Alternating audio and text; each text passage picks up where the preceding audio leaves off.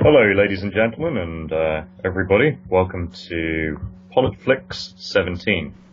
And today what we're looking at is, well, I'm calling it Mother Russia, in the sense that all of the movies that we're going to look at have a kind of post-Cold War take on the Russians as baddies, which is a trend that I think emerges just as the Cold War winds down, sort of 89, 90. Reaches a kind of a peak, 95, 97, but it's still very much with us today as a sort of a go-to option for Hollywood villainy in blockbuster movies, for the simple reason that, as we'll become painfully aware during the course of this conversation, it's still an issue. So, without further ado, I'm joined, as usual, by the brilliant Dave Bond. Dave, how are you? Yeah, good evening, folks. I've literally just come off recording the first part of a summer review for Cinematronics, which is interesting because we haven't even reached summer yet. It shows you how big the sort of schedule is this year, that we've got to start before we're even in summer, because we've had such a long run of them. Yeah, and I think the other thing that's changed, weirdly, is when I was a child, the Hollywood blockbusters used to come to Britain a lot later. And now they go with Britain and Europe first, and it's America that gets them secondary. It depends what it is. I mean, the World Cup's going to throw that off because we're getting Ant-Man and the Wasp like 3 or 4 weeks later than the States. But yeah, I mean, by and large, certainly Marvel we tend to get a week early. Star Wars we get about the same time, sometimes a day early. Yep. Bond we get, which because it's obviously British in origin, we tend to get a couple of weeks early. So yeah, it has changed. It definitely has, but it seems to be people are trying to stake out like little sort of blocks of time for themselves. So Black Panther came out in February. Last year Logan came out in March. So the summer's getting longer and longer. And funnily enough, Solo releases sort of last weekend of May. Yeah. And everyone's complaining what a shitty release slot it was. Well, that was always Star Wars' release slot, and it was Star Wars that made that sort of part of summer, because that was seen as early at the time. So something Star Wars has pioneered is now seen as almost them being relegated to a poor slot. Okay, well let's open up with that. You've seen Solo, I take it. I've seen it twice, but that's less endorsement and more the fact that I saw it with a friend and then another friend wanted to see it, sort of thing. So I've seen it twice, yeah. And thoughts, feelings, etc. It's just, I mean, you need to talk a little bit about both conception of this film and execution of this film. In conception, this is totally not the type of Star Wars film I want. This is not. They came back to do another trilogy, and there'll be variations on trilogies, I'm sure, going forward. And then in the interim, they were going to do what they started off by calling these anthology stories. Now they call them a Star Wars story. And Rogue One came out, and for all, that film has some problems, and it had some problems in the making of. But in concept, it's just the right sort of thing, that it takes a little interesting line from a crawl and says there's a story there. And it also tells us something that we know the outcome, but we don't know the details of the outcome, in that we know that the battle plans, or the plans for the Death Star, were stolen successfully, but we don't know how and at what cost. And in fact, in episode 6, where they say, many Bothans died to bring us this information. So, was it for the episode 4 Death Star, was it some kind of spy network? Was it a heist? You go in not knowing a lot, and although they're ultimately successful, you just don't know at what cost. I didn't think they would kill everyone off, because big studios don't tend to do that. But so that was a great idea of the sort of thing you could do as a Star Wars film. There's other periods of time where we know the broad direction of traffic, but we don't know the important players, and we don't know everything. So, for example, were they to say, between episodes 3 and 4, we can do a sort of Jedi on the run kind of story, then there might be real estate there. But what they're doing now is basically taking characters we know and just giving us the early years, and that's worrying. Well, we've got Solo now. There's talk of Obi-Wan, and there's talk of Boba Fett. Well, I don't want a Boba Fett film anyway, because the whole point. Well, I don't think we're going to get. We're not going to get that now. They can't. They cannot look at the business model now and think this is working. Well, they've got to rethink it. Is what I'm saying. That it's a big playground. Covering spanning thousands of years. If you took the original EU, which doesn't exist now, but the same principles could be replicated. They did a sort of a Star Wars Brexit, in the sense that for those uninitiated, anything that was a book or a comic or a video game or whatever that predate the Disney takeover is now legend. Now, some hardcore fans hate that, and I can see why, especially if you're invested in it, or especially if you feel that individual episodes of that perhaps have better plots. Well, particularly, if you liked what you were given with Luke and the New Jedi and Mara Jade and all that. I mean, you can still dip into that. They can still mine that material, can't they?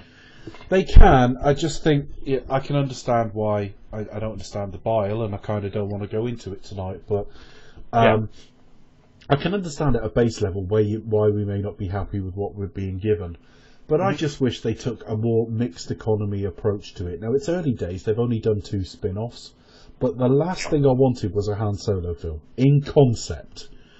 Because it's making the world smaller, and you just know it will be a focus on things that have just been mentioned, like the Kessel Run becomes a thing. Those silly fucking dice become a thing. How he met Chewie. Even his name, which I thought was ludicrous. Han Solo, hey? It's stuff we didn't need to know. But what you could be doing is the occasional blockbuster, equivalent, like a Rogue One.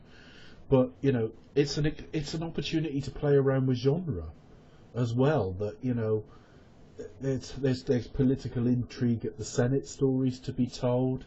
There's heist films to be told. There's royalty films to be told. There's so many different ways you can play in this sandpit. Rather than just saying, here's how some character got his coat or something. I just don't want that. So in concept, I think it's really lazy. I think it makes generalising on the stewardship of the current Star Wars universe very difficult. Because the narrative around The Last Jedi is that Disney haven't listened to the fans. Yet the narrative with The Force Awakens was we would just get pandering to the fans almost. And I think Solo falls into that category. It's giving the fans what Lucasfilm think the fans want. Yeah. And that might be true to a degree. There might be an element of, I'd love to see more Han Solo stories. But I think the box office has slightly given the lie to that. And I just think it's lazy, so I'm actually hoping it will cause them to rethink. But that's just in concept. In execution, it's a little bit perfunctory. I think I was staggeringly ungripped by most of the action. That whole train sequence and stuff, I didn't find any of that particularly interesting. But it had a decent lead. Donald Glover was great as well. There was good chemistry between Chewie and Han. And it was okay, but it just screams perfunctory all the way through. Yeah. No, I think, and that's to some extent, this is, without demeaning him as director, because as we've agreed on numerous occasions, Dave, the guy who gave us Rush was a fantastic guy, Ron Howard, but he's also a craftsman and a journeyman and a safe pair of hands, and liked in Hollywood to the extent that one kind of feels it was almost done as a favour. Ron, please come and help. And he did. And that's what he did. I don't think it's actually done Ron Howard's reputation much good, because to call him a journeyman and that sort of thing is unfair. And safe pair. But you can't pinpoint a Ron Howard film. But you know what I mean? But that's true of a lot. That's true of a lot, if not most directors. I mean, I can spot a Tim Burton film. Yeah, but Tim Burton's a very extreme example. A Steven Spielberg film. What, you would have instantly known The Post was made by Steven Spielberg, would you? All right. But there are certain visual signatures that Spielberg has. Blue shards of light, little atmospheric details, things like that he's used quite a bit, which have subsequently been copied by people like J.J. Abrams. I can't pinpoint a Ron Howard signature, but that doesn't mean that I'm demeaning Ron Howard as a director. He's not a stylist. No, I know, but like the trouble is, if you come in and rescue someone's film and you turn it from a potential disaster into something perfectly serviceable, all you're doing is adding to this perspective that you're just a safe pair of hands. And to be frank, I think the hiring and firing of Lord and Miller is one of the things that has damaged the reputation of this film. People have the knives out. I do think that whatever way one looks at it, I mean, The Last Jedi is a success, prima facie. Anybody saying different really needs to look at those box office figures. Having said that, I don't remember a film in recent memory that has so sharply divided and exposed some of the darker sides of fandom than that film. And I think the legacy of that, especially since it's only a matter of months since we were talking about it, or since it was kind of on Blu-ray or whatever, as a new release, that didn't help this. I'm not saying that there's Star Wars fatigue, but I think the public have become programmed for Star Wars as now a Christmas thing, even if traditionally it were a summer thing. And I think maybe this could have benefited from just... But bearing in mind that Christmas this year is actually going to be pretty skeletal in terms of what's available. Compared to next Christmas, it's going to have Wonder Woman 2, James Bond, several others. You know, this, I think, had Solo been reserved for December, not out of embarrassment or shame, but just because it made more commercial sense into how it's programmed. They've been trying to fight their way back to that May slot since they started. I mean, The thing is, The Force Awakens was a little bit behind, so they tried to... He wanted to extend it to May 16, but he was granted December 15. Rogue One was effectively largely reshot, we know that.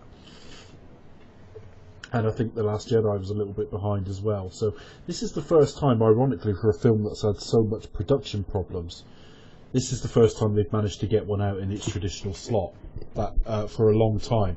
I think, ideally, they want them out at the end of May. I'm actually hoping they learn some lessons from this. Not that they're a disgrace or anything some of the stupid fans are stupider fans are saying, but just the fact that clearly continually just doing prequels of characters we know is not the right approach, or at least this is evidence it might not be.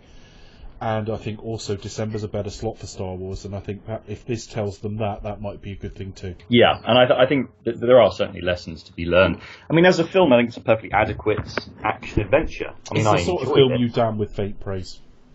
Yeah, exactly. And, you know, I haven't reviewed it, not out of laziness, although maybe that was an element of it. But I just couldn't think of what to say, because I just thought if I say anything beyond this is adequate, all I'm doing is what I actually pity rather than envy professional film critics sometimes, because you can see sometimes where they have to fill out the review with, and so gives a good performance, he's ably supported by so-and-so too, and you think, so-and-so didn't give that remarkable performance. You know, they feel I'm recording it myself in a couple of weeks' time. I've got to do a solo review in a couple of weeks' time, and I'm moderately concerned because I don't know how much there is to say about it. We'll manage, we always do, and as you get into it, there's, you know, particularly if there's 3 of you or 4 of us in this case, you're bumping ideas off each other and giving each other food for thought. So I'm sure it will be fine, but there is clearly nowhere near the same amount that you would have to say about The Last Jedi.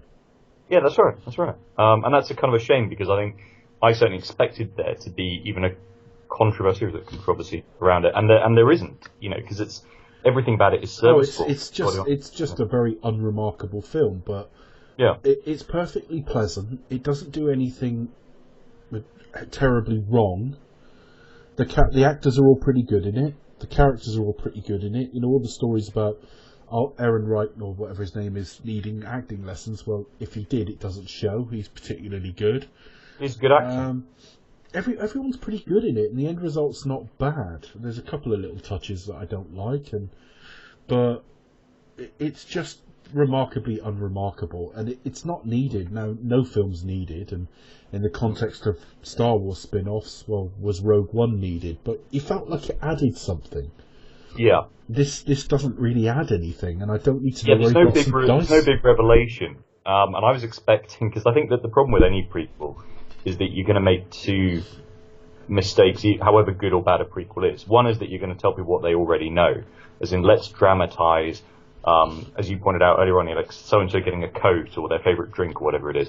But the second thing is, whatever way you do it, it's never going to be realized in the way that it is in your head. And for me, Han Solo, as a character, I always suspected was a little bit of a chancer.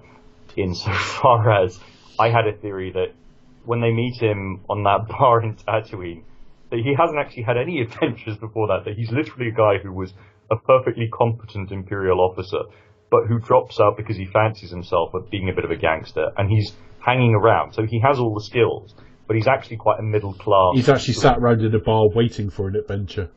Yeah, and that I don't know, not the quite. Problem he's is not quite as well. I mean, the Han that. Solo character. I mean, it's one of the. It's not a problem necessarily, but it's certainly something I felt and noticed when we got to something like The Force Awakens.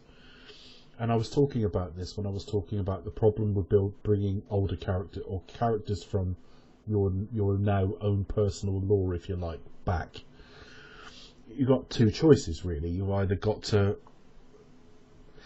treat them like a character or you treat them like an archetype. Now, if you treat them like an archetype, the Han Solo that's interesting to everyone is the smuggler aboard the sort of Millennium Falcon. So you've either got to freeze them in amber, or in the case of The Force Awakens, actually regress them slightly. You know, suddenly he's back smuggling because his marriage didn't work out, and all the rest of it. Or you go the route they went with Luke and treat them as a character and allow them to grow, develop, and change. And the problem is the fandom don't really like either. And one is death to storytelling, because if you freeze them in amber, eventually over time there's nothing new of interest. And if you treat them as a character, they will go. Legendary characters will necessarily go in directions the fan base don't want. With the Han character, his arc is. It's not a massive arc, but it's a notable arc, that he goes from very self-centered and cynical to understanding that his actions are about more than can be about something bigger and more than just himself. And that arc takes place in the original Star Wars trilogy. So what can you really do with him before that? So what you've ended up doing is just basically saying we want to do a Solo film. We want to see a couple of things like how he meets Chewbacca. And then you make up a story around it, and the studio notes would probably be make sure the Kessel runs in there. And that would be about it. Whereas Rogue One, you start with like they necessarily have to go story first. Right? What's the story then? How did they end up even going for these items? Where are the Jedi archives? What sort of world is it? Where are they held? How are they going to get at them? Whereas this film is just complete busy work. Yeah, kind of. But I'll work on this. And I was just having this conversation during the last show. The problem is adopting the right tone when you review these things, because I'm sounding terribly negative for a film that's perfectly fine. Yeah, but you're not actually, because I've heard you terribly negative, and believe me, this is you at kind of moderate level. I think you're being too harsh on being too harsh, if you like. Yeah, okay. I do think something that you're ducking a little bit, and maybe widely so, because we don't want to be here for hours, and it's not a theory that you buy into. But if we talk not so much about the film or even the reception of the film, but something I was hinting at earlier on about fan base, bearing in mind that we're sort of about current affairs as much as film discussion.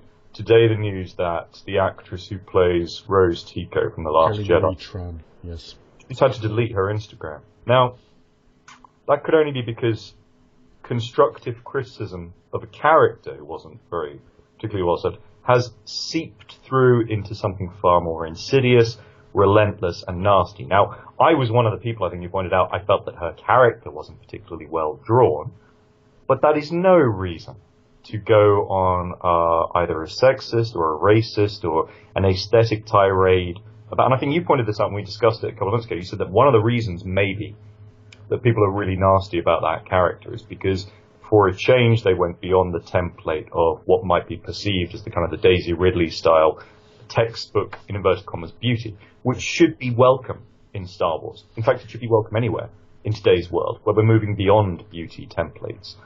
But for somebody to feel that they have to delete their whole account, more or less, because they're being harassed, absolutely unforgivable. I disappeared down a rabbit hole of it today in that I made the mistake, and it was a mistake. This was reported through several sites, so I'm not saying it was this site, but for example, Screen Rant or the Hollywood Report or Variety or whatever, spot the odd one out in the list I've just named there. But anyway. And then I went into reading the comments, and then it would, something would link to Ryan Johnson's page and I'd read some stuff on there. And a few days ago it was Kathleen Kennedy's birthday, and I read and the Star Wars official site put up a happy birthday, and there was a bunch of poison coming off that. And I disappeared down the rabbit hole tonight of reading far too much of it. And despite the fact that where you've got, let's say, a fairly reasonable site doing an article based around what an awful disgrace all this bullying is, that naturally brings out a preponderance of more sympathetic, that's terrible, what's happened to her.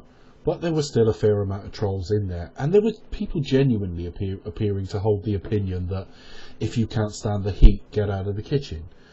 As though being a professional actor just makes you fair game for anything because you're well remunerated. The whole thing is just... It surprised even me, the virulence of it, to be fair. It doesn't surprise me in total that there's nastiness there, but perhaps the amount of it. The world's quite a nasty place, and I honestly believe, because you're hearing that worst character since Jar Jar Binks, and I think, well, if she was an attractive white female, I doubt you'd be saying that. The worst you might say is it's a bit underwhelming. Although, having said that, Daisy Ridley's taken a degree of heat for the sort of Mary Sue-ness, supposedly, of the character. To be honest, I almost don't want to address it in terms of like... You don't want to give it oxygen. No, basically. What I don't want to do is... No, I don't want to give it credence by talking about the validity of the argument if you take away the nastiness. So I don't want to sit here and discuss whether Rose is a decent character or Rey is a Mary Sue. I mean, I'll do all that, and you expect us to talk when we review the films. But for the context of this conversation, it doesn't fucking matter. It doesn't matter. She could be the worst character in cinema history and the most inappropriate casting in cinema history.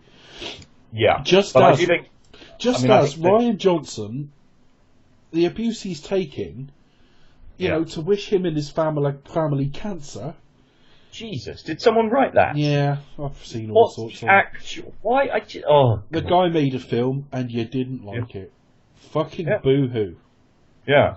But and the flip side of that, Dave, is this, which is because of these kind of nasties, when one makes an actual constructive or even vaguely satirical comment, you can get in real, almost trouble with it. So, for example, about a month ago, there was these, Gold Coast videos, right? Mm-hmm. Where they do these like inspirational life stories of Gandhi or Martin Luther King. Yeah. They did one on Emma Watson, and it came through my newsfeed, and I think I just thought, oh, for fuck's sake! But guys, she's about 12. She was in Harry Potter.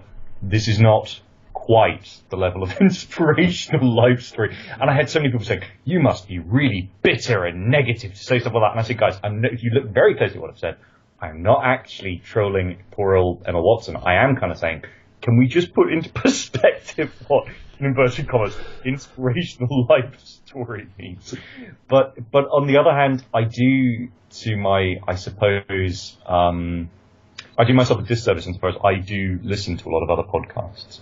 And the negative ones can be entertaining, but I think what's happened is, and I think Red Letter Media have a lot to answer for here, because if we look back at Mr. Plinkett's videos, those were satirical, right? Mr. Plinkett is not a real character. He is not made by, I do not believe for a split second that the guys behind Red Letter Media are in fact racist or sexist or homophobic or anything like that. They are satirizing, if you like, certain people who might be, and use that as a platform for what is a very insightful quasi-film school when they do a proper dissection of it.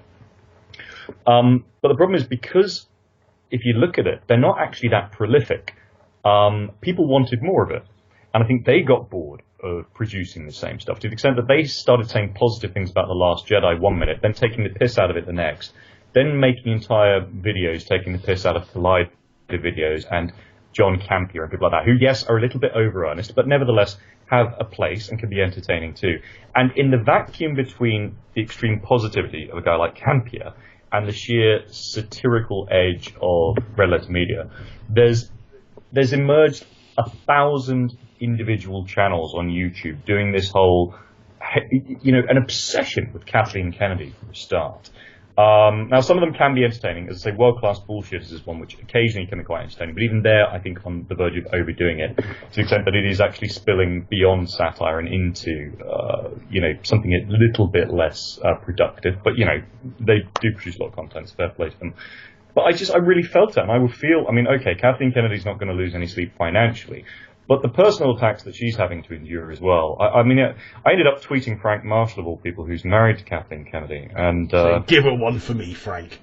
Not quite. Right. But I said I was a little bit maybe over sentimental in it. I said, tell your lovely, brilliant, beautiful wife to ignore the Star Wars so-called fan haters and endure. She's brilliant. And he did give me a little like, and he didn't do that for anything else but the sentence. So every cloud, yeah, just saying.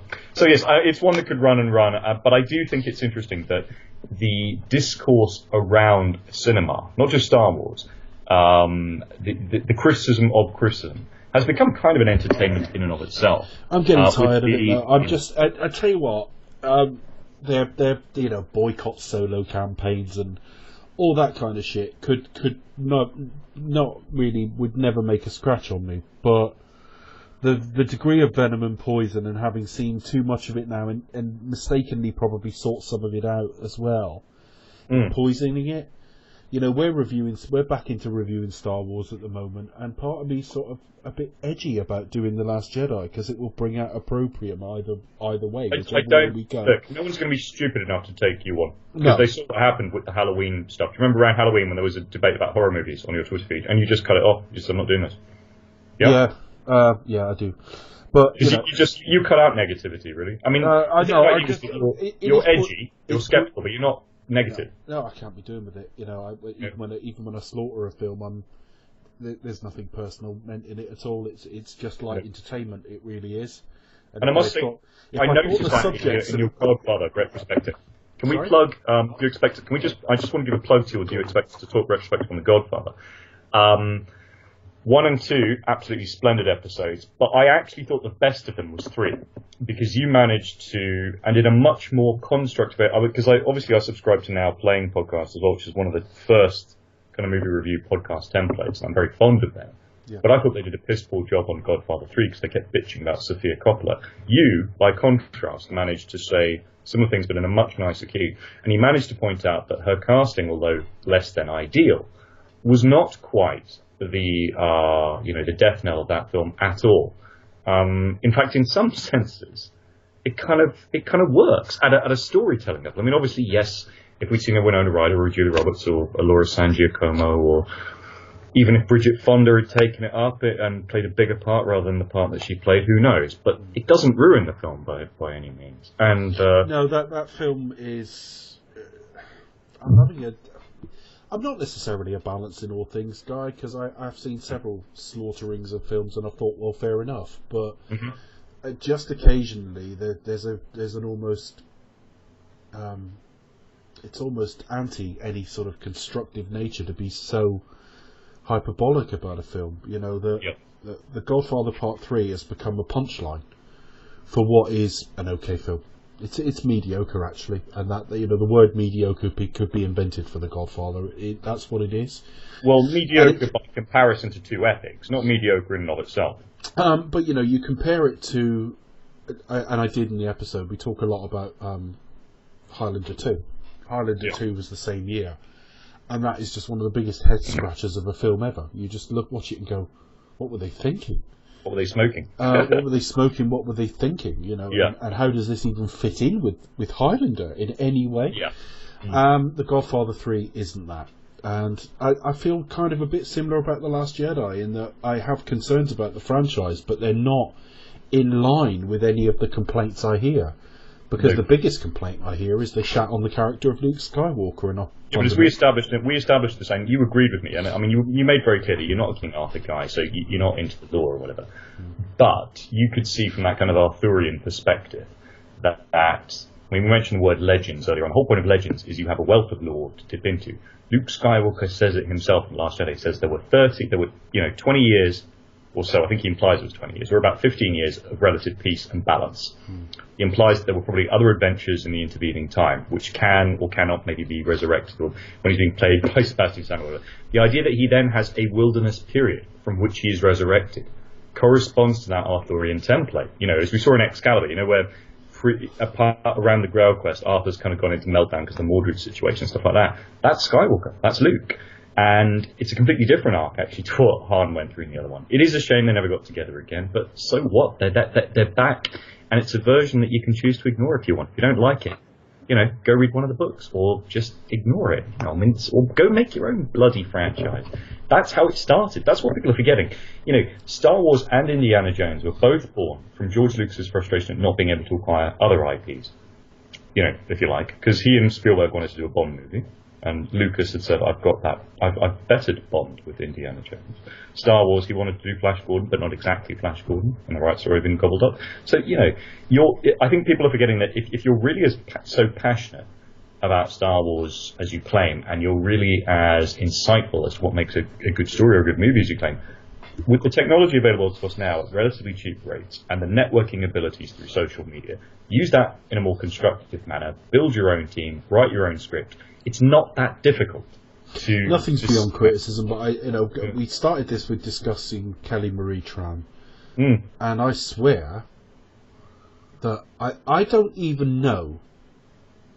I don't know if a lot of people with slightly racist tendencies even know they're racist a lot of the time. I think it's almost a knee jerk that you're not looking at a sea of white, so something doesn't feel right to you. Yeah. Because I think the degree of venom against that character, the degree of it can not we don't like this character much, or what a weak character, what a pointless character. That anything to the degree of strength that has gone beyond that has to have its roots in something else. And I'm looking at a woman who isn't a knockout beauty, is obviously female, and is a person of colour. And I'm just thinking that cannot be a coincidence. The virulence of it is just so disproportionate to what is on the screen in front of me. Well, I really hope that's not the case, because I think we're in real trouble if racism is that kind of. I think it's only part. I think it's only part of it. I said this. I talk about it during our last show, which hasn't come out yet. But we talk a little bit about this during that, and we're notably getting awkward because it isn't meant to be a political show, that one.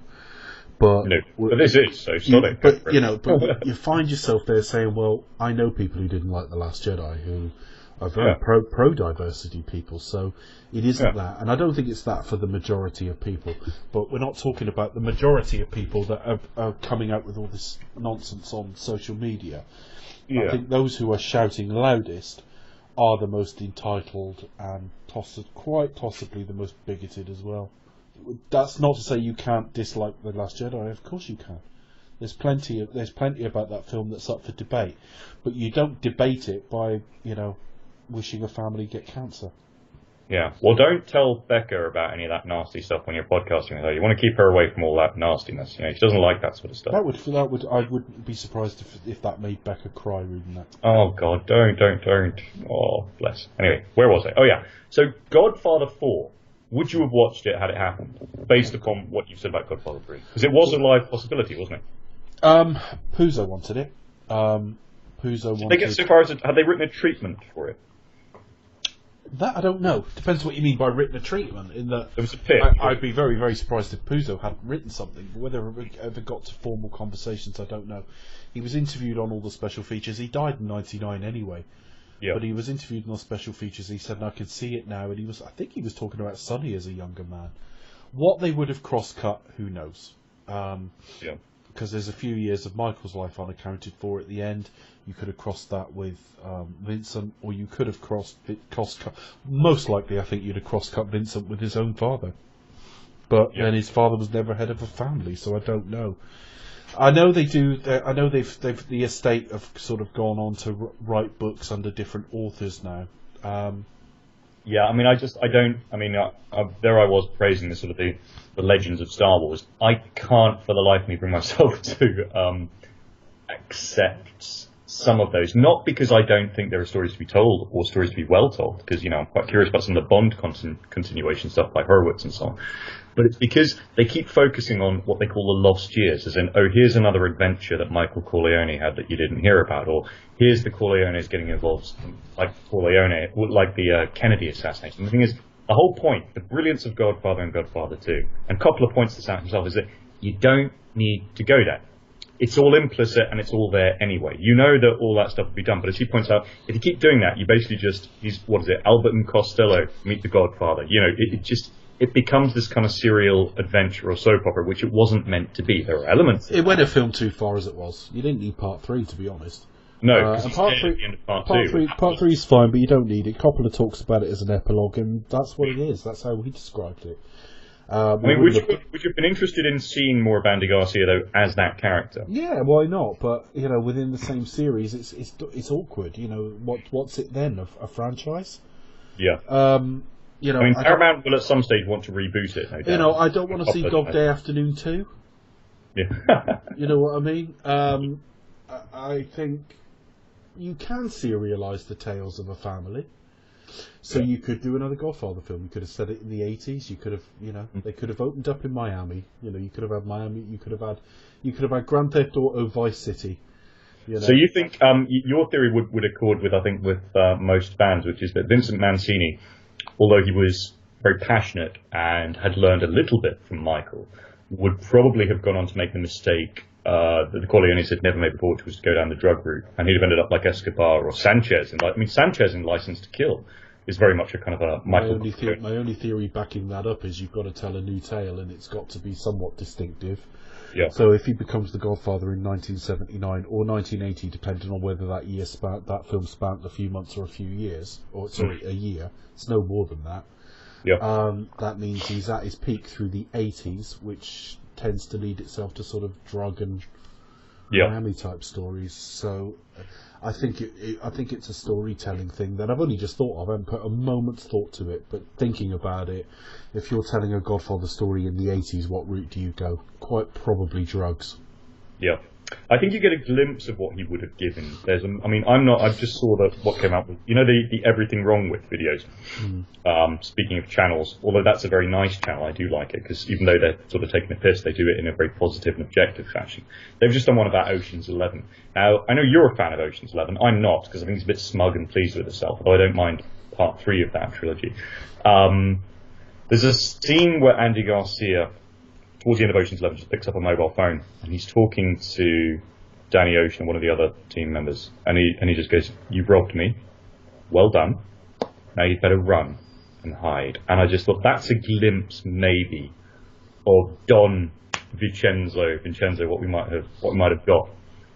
So in an alternate universe, like sometimes where there are certain characters that an actor plays that's a bit like something they've done before, and especially if there was unfinished business with a sequel or something like that. We'll come to that later on in the podcast, actually. Do you know what I mean? There's just I do think he could have pulled it off, and I think the Godfather is Michael's story, though.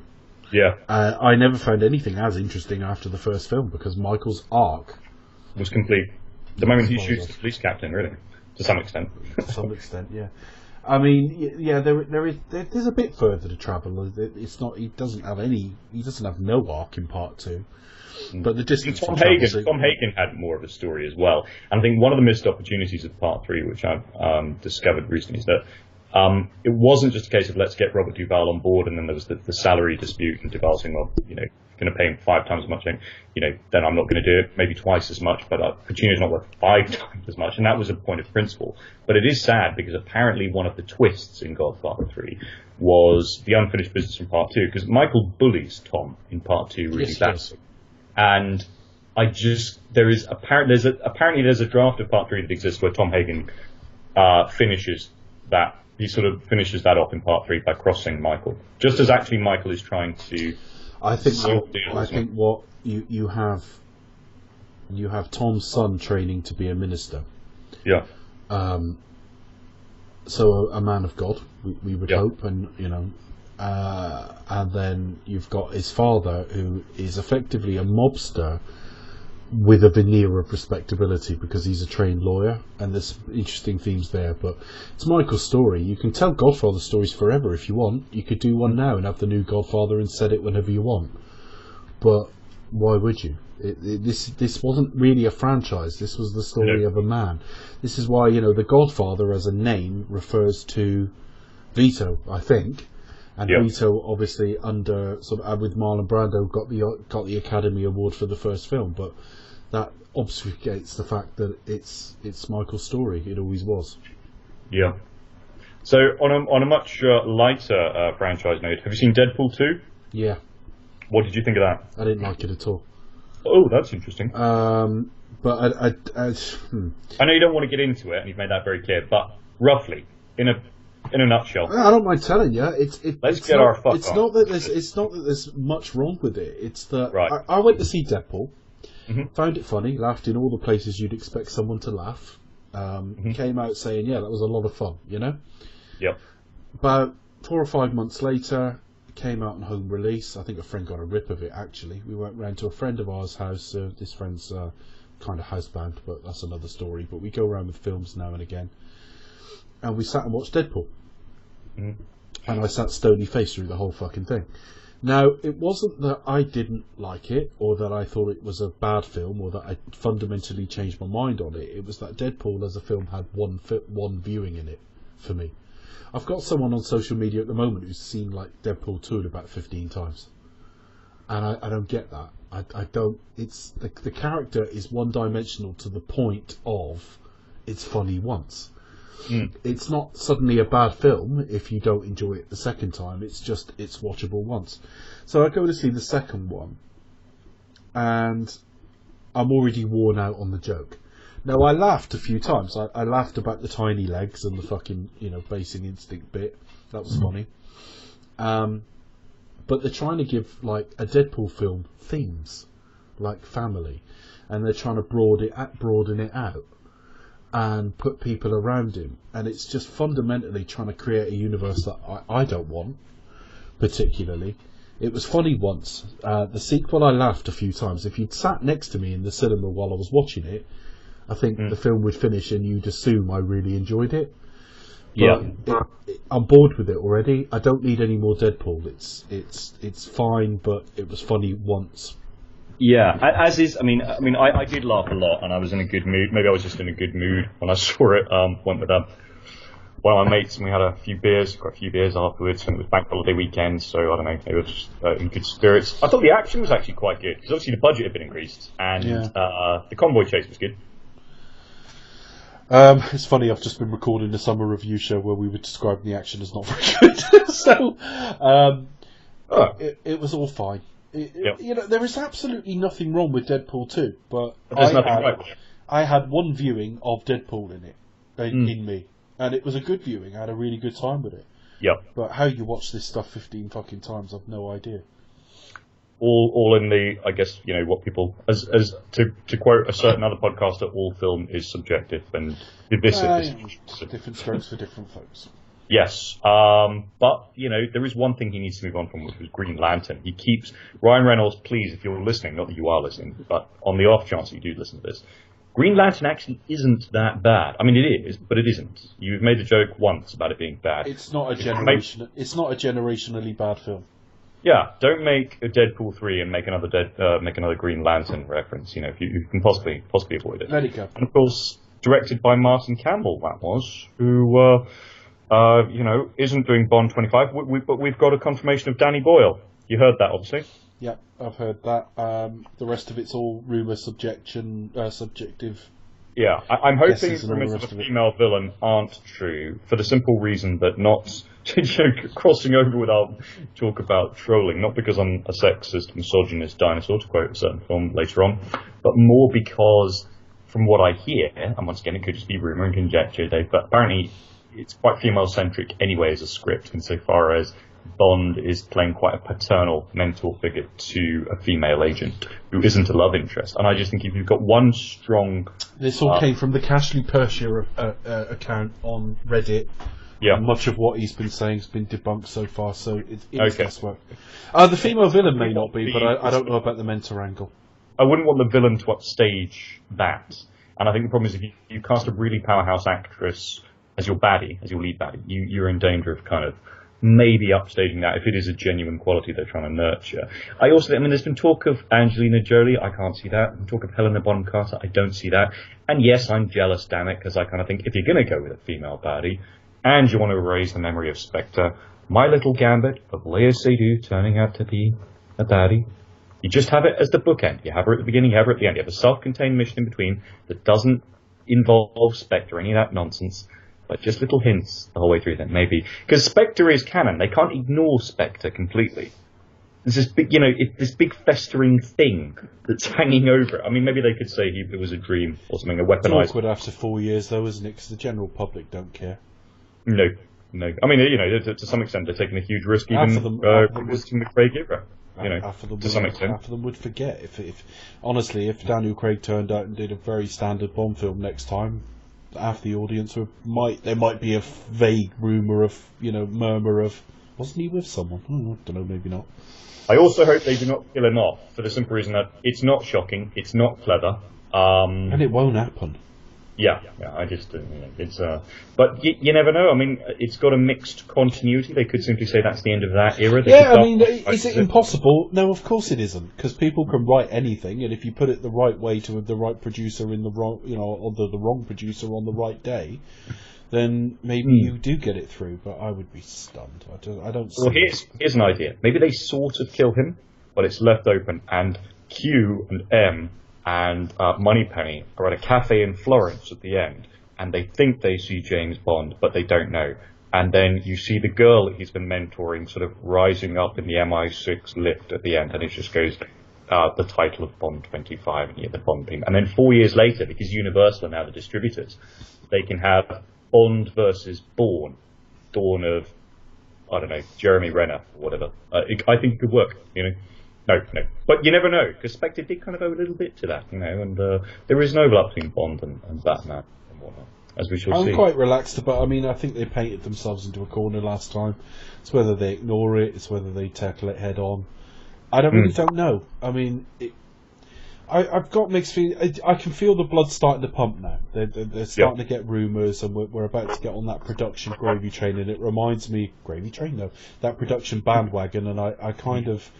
remember that I am a dyed-in-the-wool Bond fan, because I've been so cynical about Eon, particularly lately. But the bottom line is, we've got a year and a half to go. They'll still have taken 4 years to get this fucking thing out, and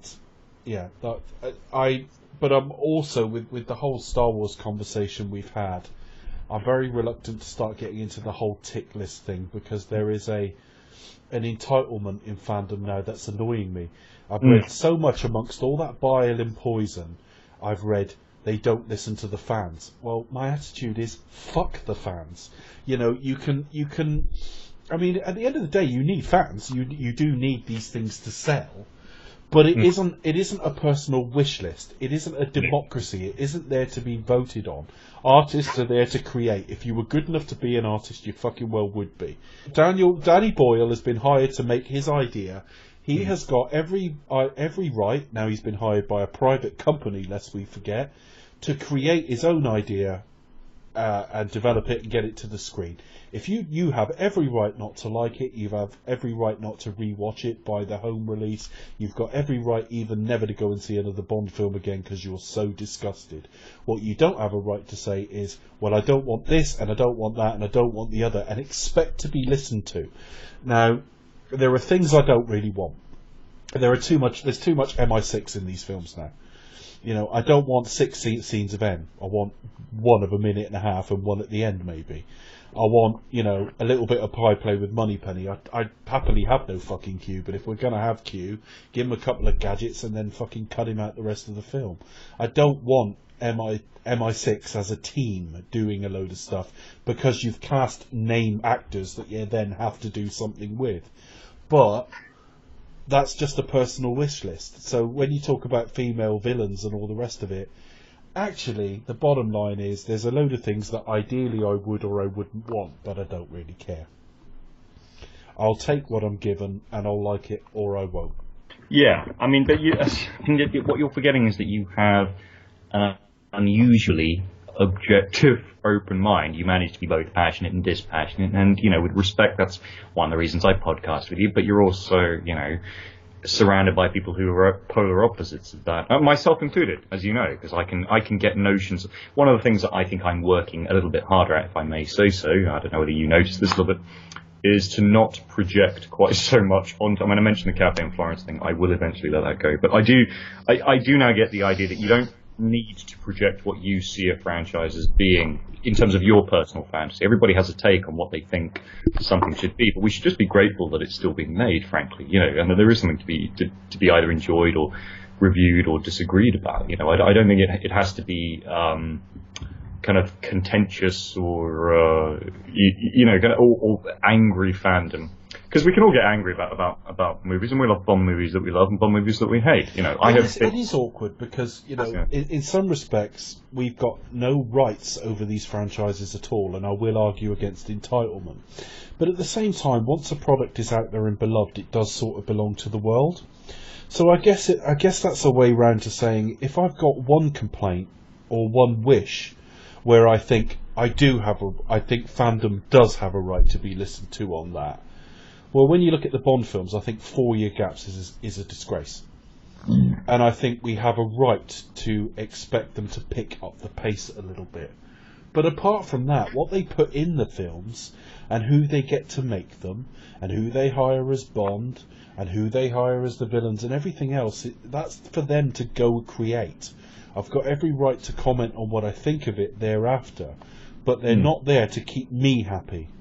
Yeah, and it's the same with any version of the continuity, because one thing that fans forget is that, for example, stuff that the Fleming estate does is completely separate from movie stuff. So all these people who sort of say, why don't they adapt the comic books? Why don't they what?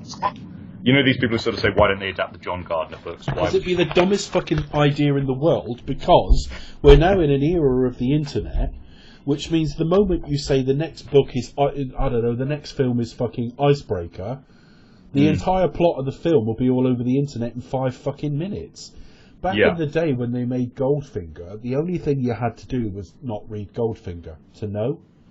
And then I've had this conversation with Becca, because Becca will say, they ought to adapt the novels. And I say, it's a bad idea, Becca. And she'll say, well, they could take inspiration from it. And I'm going, but then it's not the book. Well, they already have. I mean, Rupert Graves, not Rupert Graves. What's he called? Toby Stevens, the Graves character from Die Another Day. It's Drax from Moonraker, actually, but they haven't made a faithful version of Moonraker. They've taken a bit of inspiration here and a bit of inspiration there. Well, you're quite welcome to do that, and set pieces and titles and stuff like that. I think for a start, what we were talking about earlier on about the female character who doesn't emasculate Bond. We're not talking about the hashtag #MeToo Bond can't be romantic anymore. But Gala Brand in Moonraker. We've been through AIDS and everything with this character, and no, that's nonsense. It'll be fine. No, but what I'm saying is that Gala Brand from Moonraker, you could very easily take. You could. But they've nearly used that character name before, at very least, because they were going to. They've never used the name. They were going to call Miranda Frost that. Yeah, but what I'm saying is that Gala Brand suits the current ethos for the simple reason that she's not somebody who is interested in emasculating Bond. It's not a question of that. It's not that she doesn't fancy him. But the revelation at the end is, I'm engaged, 007. The fact that you're James Bond is irrelevant to me. We've been on a mission. Maybe we did a little bit of extracurricular sex stuff because we were a little bit scared of what might happen the next day and we thought we might be about to die. But that does not make you entitled to seduce me or to feel that we have anything other than a tenuous and short-term professional relationship, which may well get revisited if we're sent on a mission again, but probably won't be. It's been nice, James. Goodbye. And I think if you really want to end the Craig era in a way that's not let's kill him off, that's not completely downbeat, but is just enough of that kind of emotional maturity that they began to inject with Casino Royale, maybe lost a little bit with Spectre. That's the kind of thing. And I think it's a way of also doffing the cap towards this business of the inverted commas strong woman without flagging it up. Because I think that going on about strong women, etc., is as patronising and as sexist and always as disappointingly short-term as simply writing characters and casting them in a way that might work and might not. My only concern, though, is that describes disappointingly short term. Describes Eon to a T. Now, not in getting the films out, but they've been doing this since the early 70s. What's the thing of the day? So, Man with the Gold. So you had a blaxploitation Bond film. Then you had a load of kung fu in The Man with the Golden Gun. They went to space in Moonraker. Mid 80s, you had a film that the plot was all about microchips. You had a go at Bond being a bit more sort of faithful and one woman in The Living Daylights because we were in the era of AIDS. Then we had a Miami Vice kind of riff. The films have done it. Casino Royale's a fucking masterpiece, but they still had a parkour sequence that, good though it was, and it was good, existed because parkour was all over the BBC idents.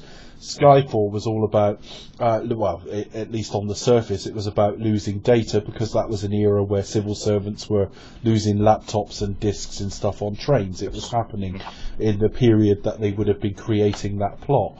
And, that the worry I've got is that I don't think they fundamentally got enough about them now, so many years into it. I mean, they did it one time, but I think they're kind of burnt out as creative forces now. That I could. But it's difficult, even if you did have another novel, because I mean, Horowitz is Forever in a Day. Now, I haven't read it yet. I'm starting to read all the Bond stuff now because there's a lot I haven't read, and I'm on book 2. I'm on Live and Let Die at the minute. I'm going to read. Okay. Well, I met Horowitz in London a couple of years ago, and he's a lovely, lovely man, and he obviously invented Foyle's War and Midsomer Murders, I think, many other things. I know nothing of that man's work, so that's news. Well, he also invented I know he wrote Trigger Mortis, which is set around the time of Goldfinger, or just after, I think. It's a tough call because it's an imitation. It's a very conscious imitation of Fleming, in the same way Sebastian Faulks did. Well, it was all marketed as a writing as Ian Fleming, wasn't it? Yeah. And I think Horowitz is doing a similar thing. To the extent that I think Fleming himself will probably take the piss out of it a bit as kind of guys who've been a bit too nice, maybe a bit more radical. In fact, there's a part of me that kind of thinks Fleming would probably have been more amused by the more anarchic side that maybe Jeffrey Deaver took with the, I think, once again, unfairly maligned carte blanche.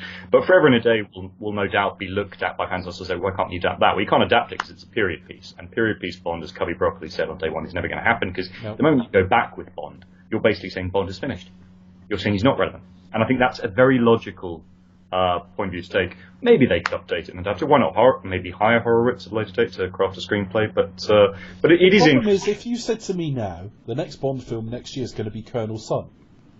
Well, I wouldn't be able to resist going and reading exactly what happens in Colonel Sun, and that's the film fucking ruined. It's the dumbest idea in the world to do the continuation novels as is. Now, you can arbitrarily change the ending, but what's the point of that? Or you can just take inspiration from it, in which case it isn't the fucking book anyway. I really don't get it. I think people who say it have just not thought it through. They've read a book they like and they go, that'd make a good film. But it wouldn't work. Not in an era of the internet.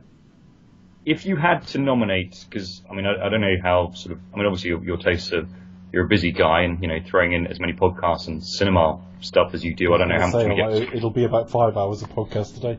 Okay, but how much time you get for private reading, I don't know. But if you had to pick if you could pick anyone from the current base of just writers, not so much to write something for the screen, but they could write a treatment or a book which could be a screenplay or even a screenplay direct. A writer that if you could, I mean, we've spent the last hour saying fans shouldn't dictate the agenda, but if you did have a writer wish list for Bond, who do you think could handle a Bond? I don't have a wish list. I think the only wish list I've got is, and it's kind of dodging the question really, but my worry, I mean, if you've got something really, really world class, then of course you want to keep going back to them.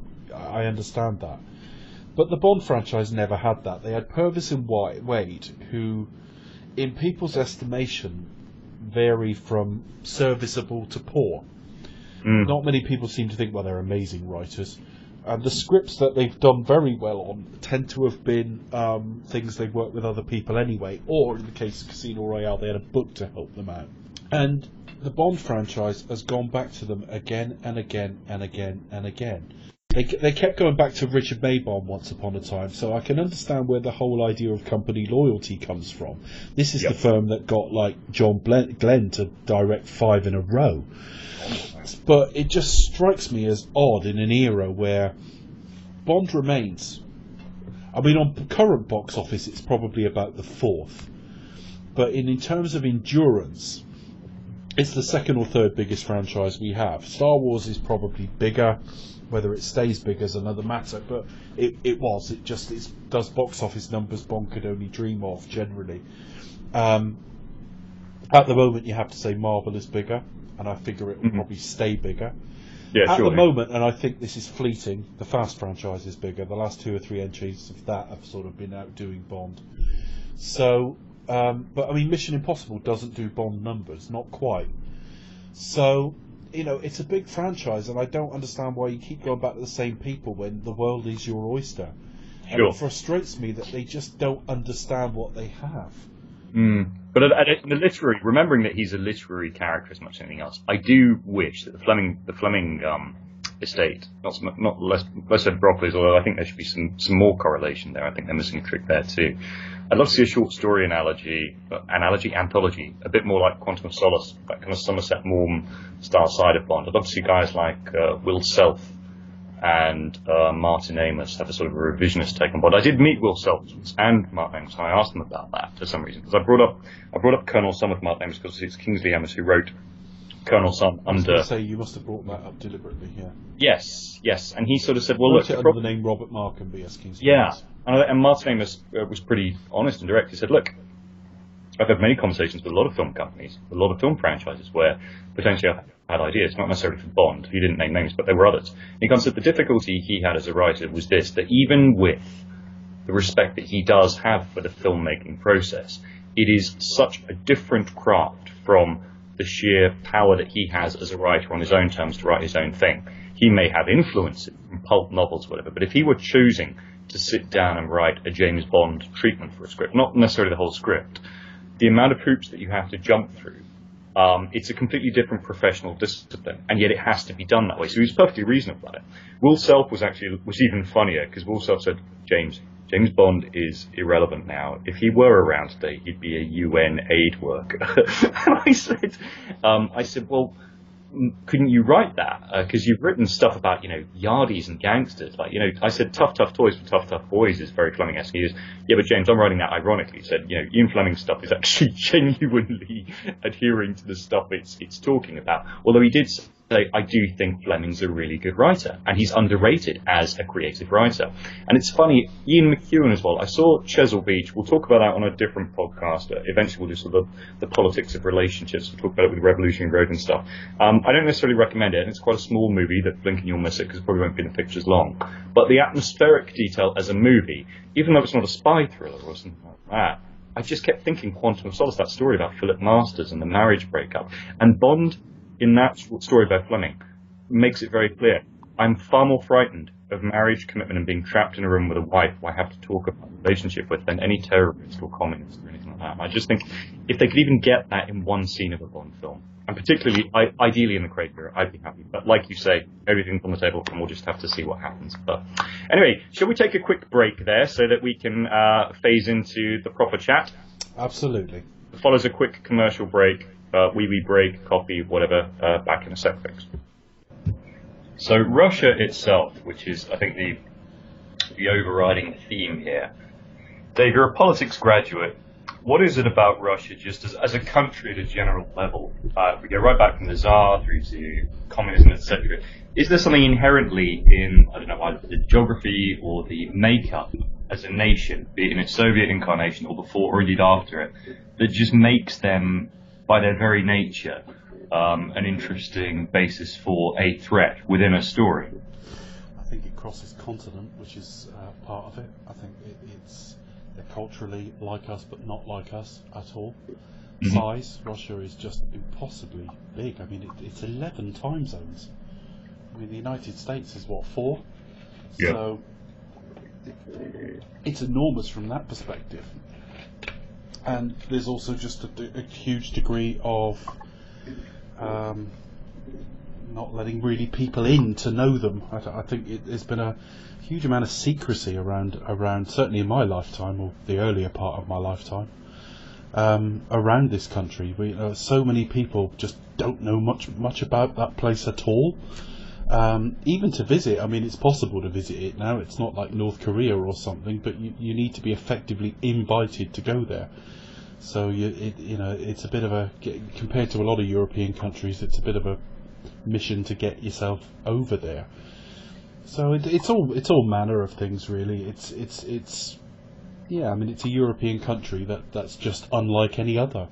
Yeah. And for most of our lifetime, or certainly the first half of our lifetime, if you like, it was something that you were inherently sort of conditioned to fear.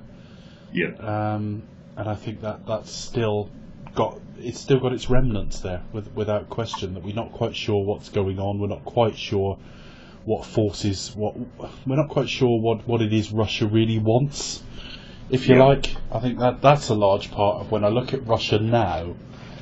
And you see stories in that, and you hear things about Putin, and you hear things about murders, and you hear things about possibly getting involved in the US elections and all the rest of it. I don't know what it is Russia actually want, and you always fear what you don't understand.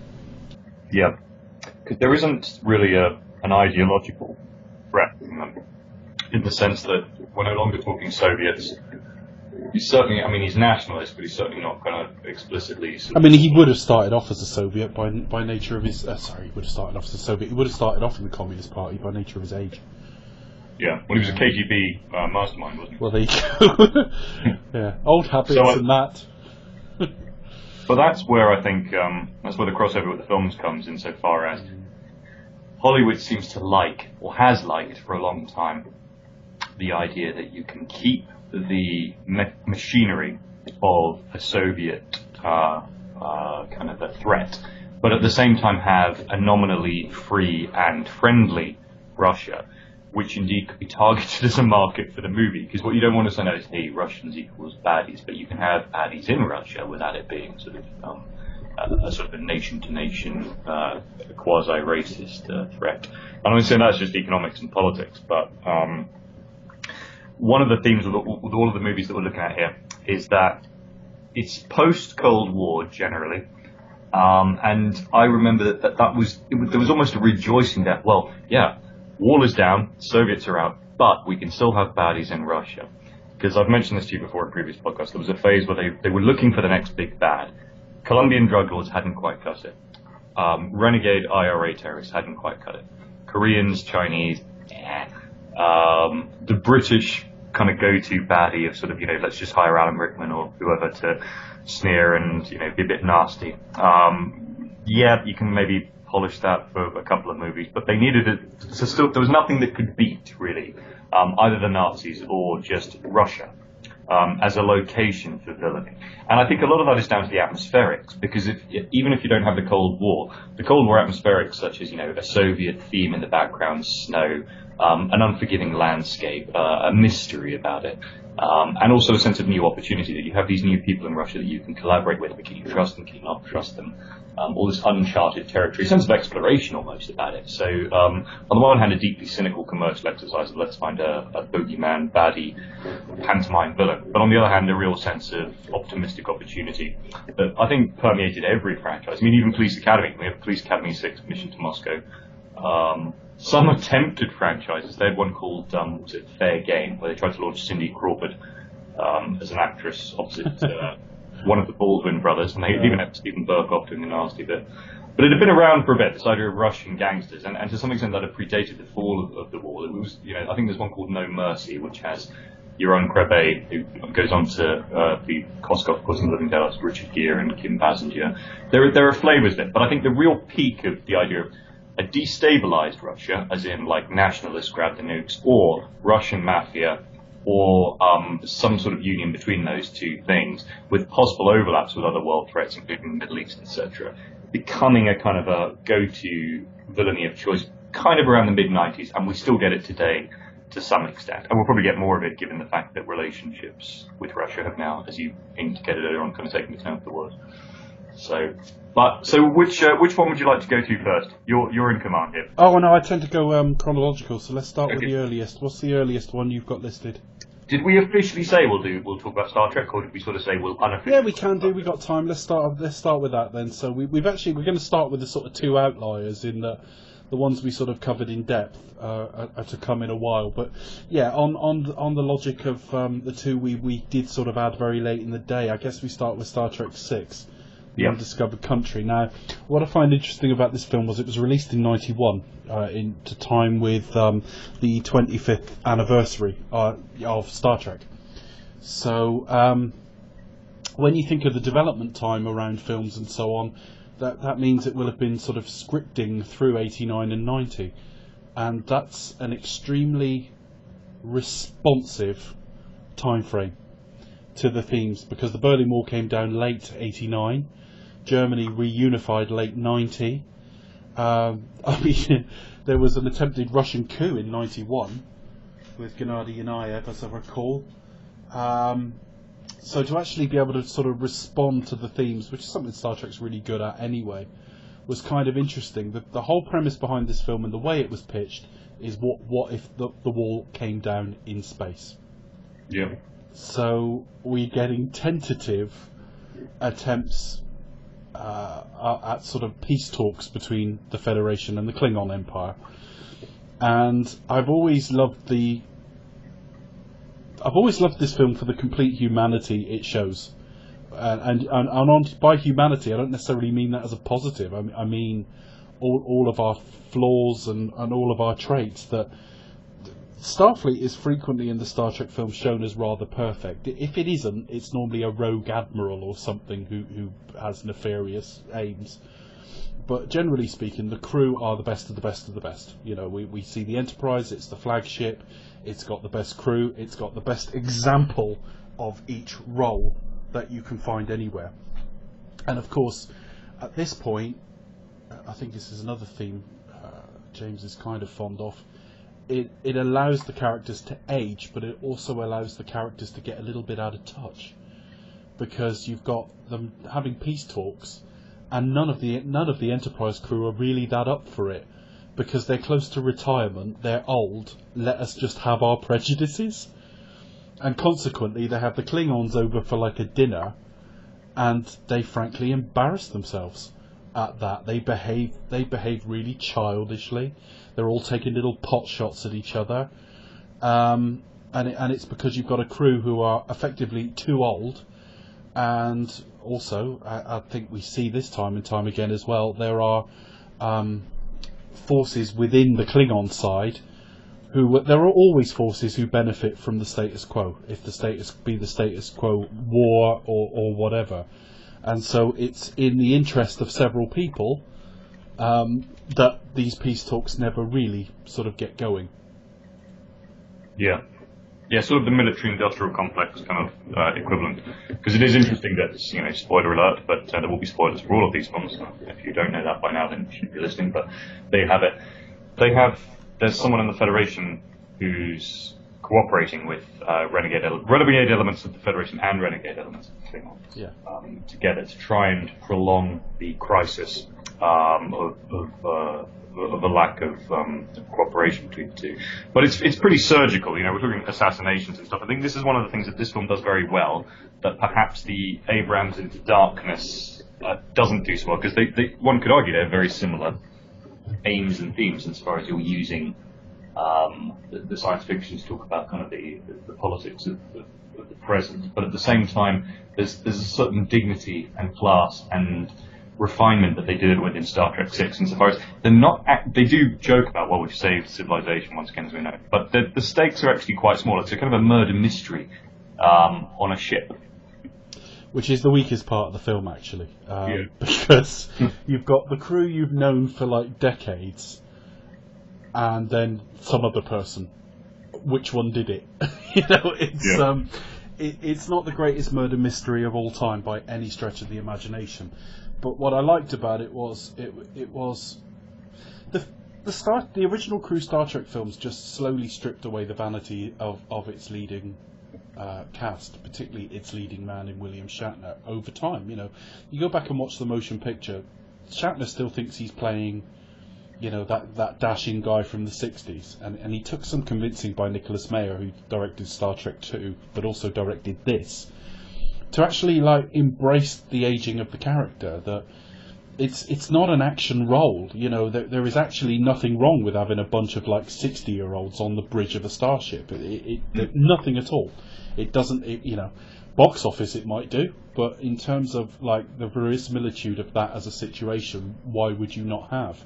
You've only got to look at most companies there and sort of who's on the board. They tend to be a little bit older and so on, and that's what we're looking at here. But it was also the fact that it didn't do what Star Trek under sort of a Roddenberry would have done, which is to basically have them going in and being their best selves at all time. Yeah. So their best selves is they commit to these talks and they work together to fight this nefarious side person who's sabotaging peace. But actually, but Kirk goes to bed slightly hungover, if anything, just thinking what a disaster that was. The Klingons killed his son. Well, that's like a national of any country killing a relative of mine and me blaming the entire country. But that is the way that universe has been set up, and so we've got peace under sort of sufferance. We've got people working for peace because they know it's the right thing to do, but being very sceptical about the whole exercise, and there not being a great degree of trust on either side.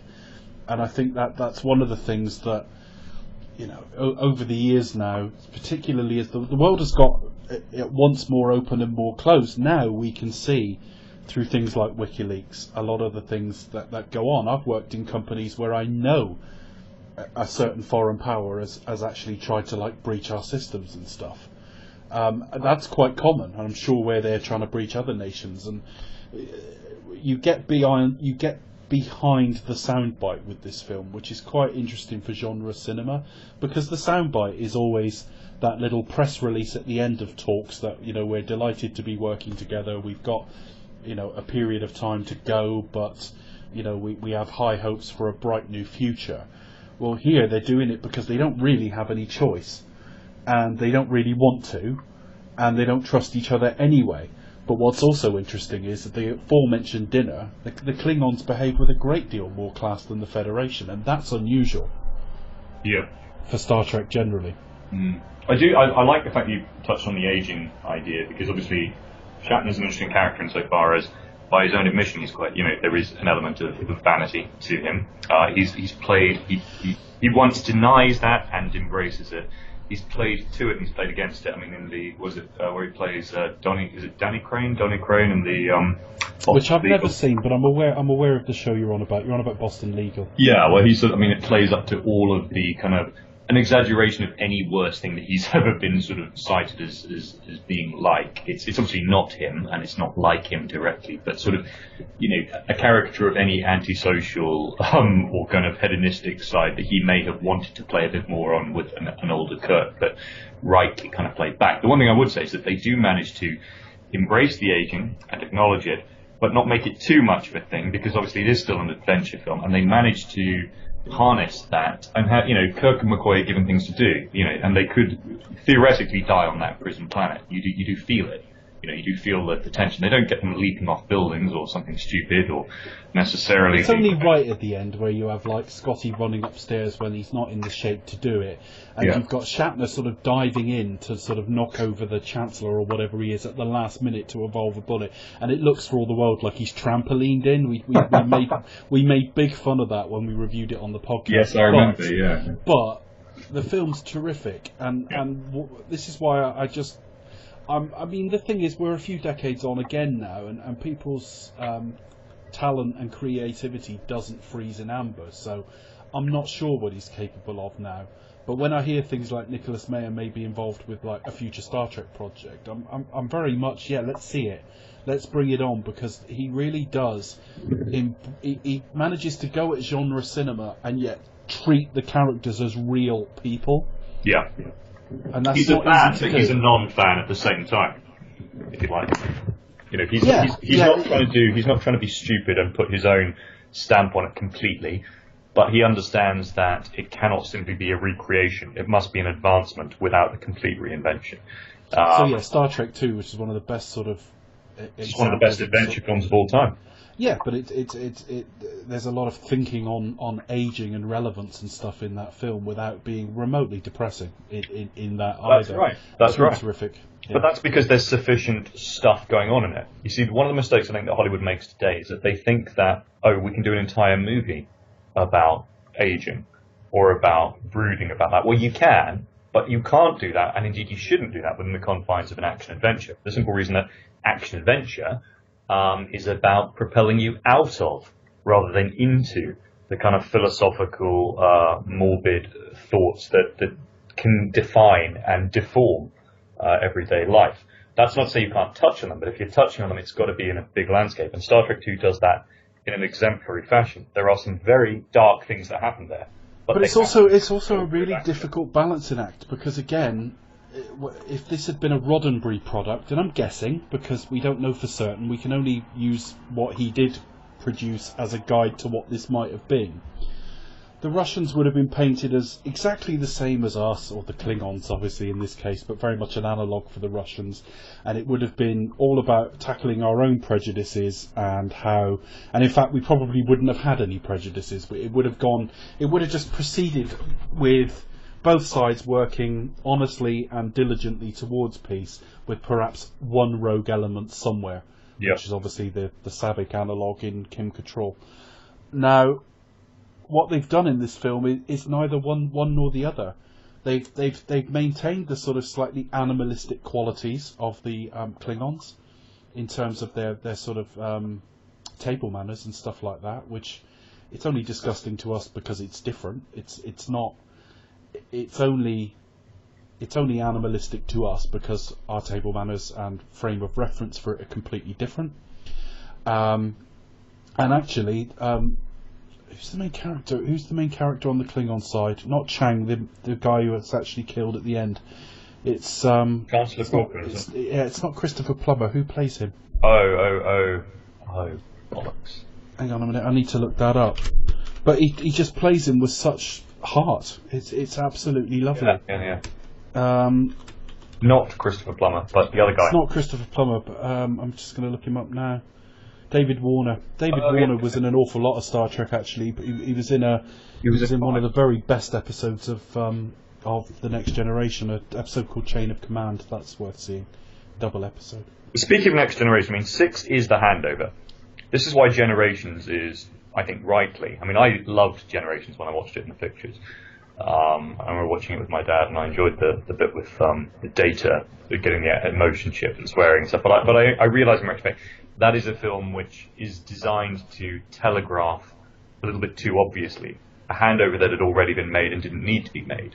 It's fan fiction that services neither the hardcore fans of the brand, nor people who would be coming into it afresh, and therefore. Well, I also don't understand the handover. What is the point? Is it almost like the fan base need William Shatner's permission to enjoy Jean-Luc Picard? Yeah. So, so we need to see him go, yes, I have signed up to this product, therefore the original crew are giving you the permission to move forward with them. Yeah. It's nonsense. And the thing is, they signed them off lovely at the end of 6. Yeah, they literally signed them off with their signatures. They do. They signed them off with the signatures, and it's, last start of the right and on till morning and so on. Yeah. It's a lovely, bittersweet, beautiful moment. There's no getting away from the fact that it is aging, it is retirement, death, etc. But it's ended on the closest to a high note. Not even a high note, but just a medium note. There's a sense of bathos, I think, at the end of it. They don't over-telegraph it, but that's life. It's a wonderful capturing of life is what Star Trek 6 is, I think. Absolutely. And that's something that, and I therefore, have no hesitation in recommending it to fans and non-fans alike. So it's the only film for me. It's the only film I can understand the argument for the motion picture for all its detractors. But it really is the only Star Trek film, apart from The Wrath of Khan, that I think would even remotely belong at the top of a rankings list. Yeah. No, that's right. And I think the mistake is trying to copy now The Wrath of Khan again and again. They're forgetting that the reason The Wrath of Khan is distinctive is that it was distinctive, and it was subversive, and it was interesting. It's not only that, they think the bit to copy is the time-bound, the villain with a time-bound personal connection to the leading man. That's not the bit that worked. Yeah. No, that's right. The best bit of that film, really, truthfully, was the character work, and that was being driven by a man having to make decisions about what he really wanted in life and what was important to him as he was getting older. Yeah, I like it. Ooh, gives me chills just thinking about it. In fact, I feel a Star Trek binge coming on later. I'm trying to think that I had this weird craving for I talked about. We'll do a cast about war movies at some point.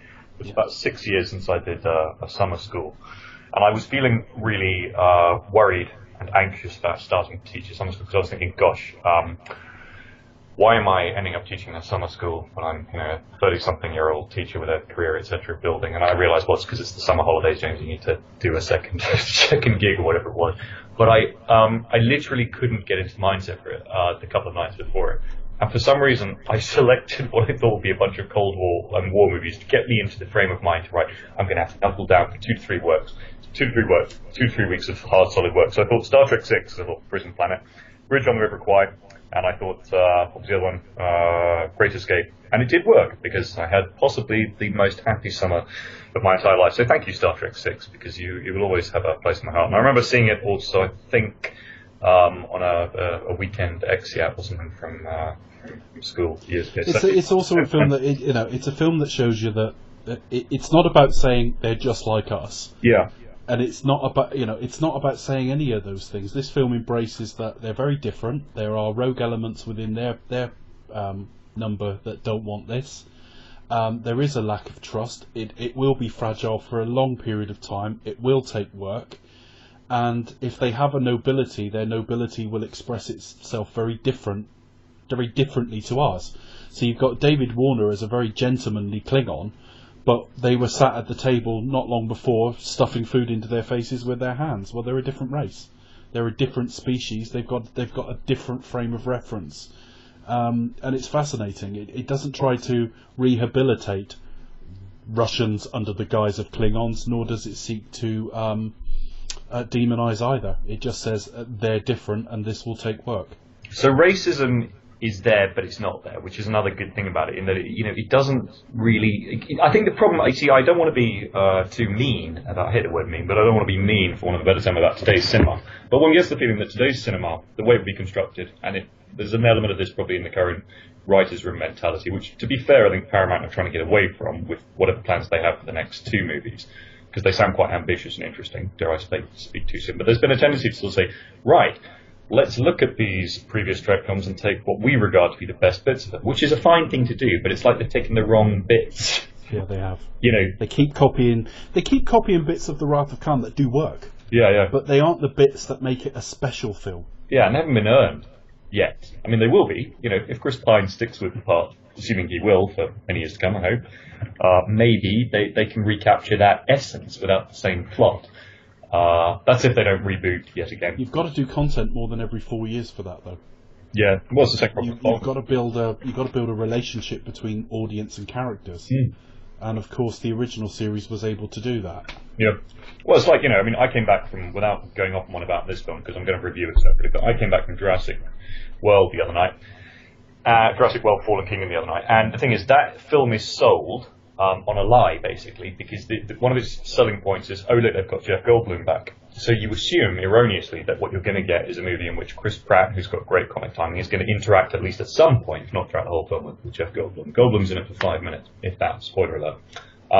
They should be done under trade descriptions, frankly.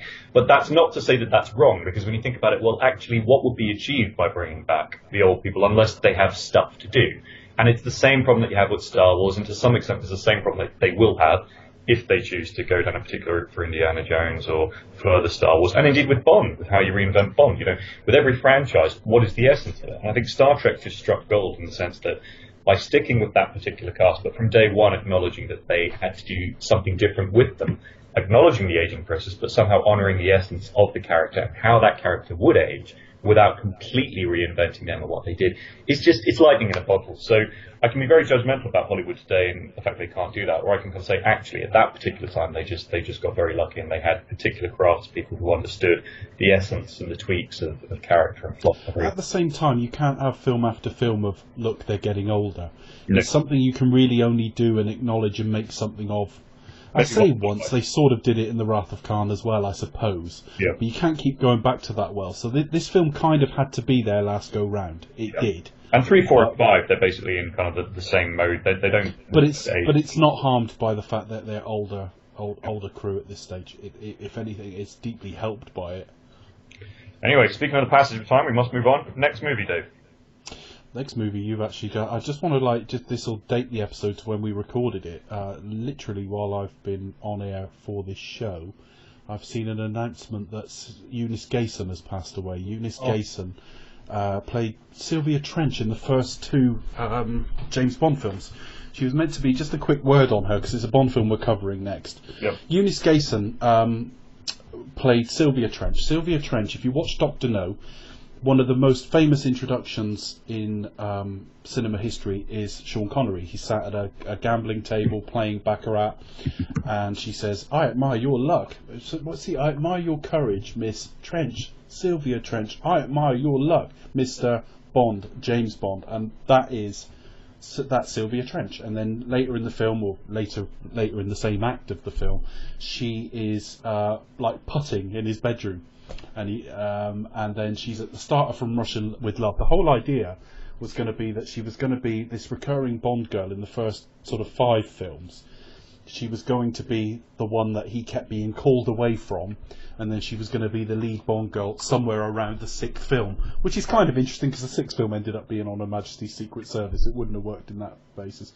But of course they had a change of director after the 2nd film. Guy Hamilton dropped it. We never saw her again.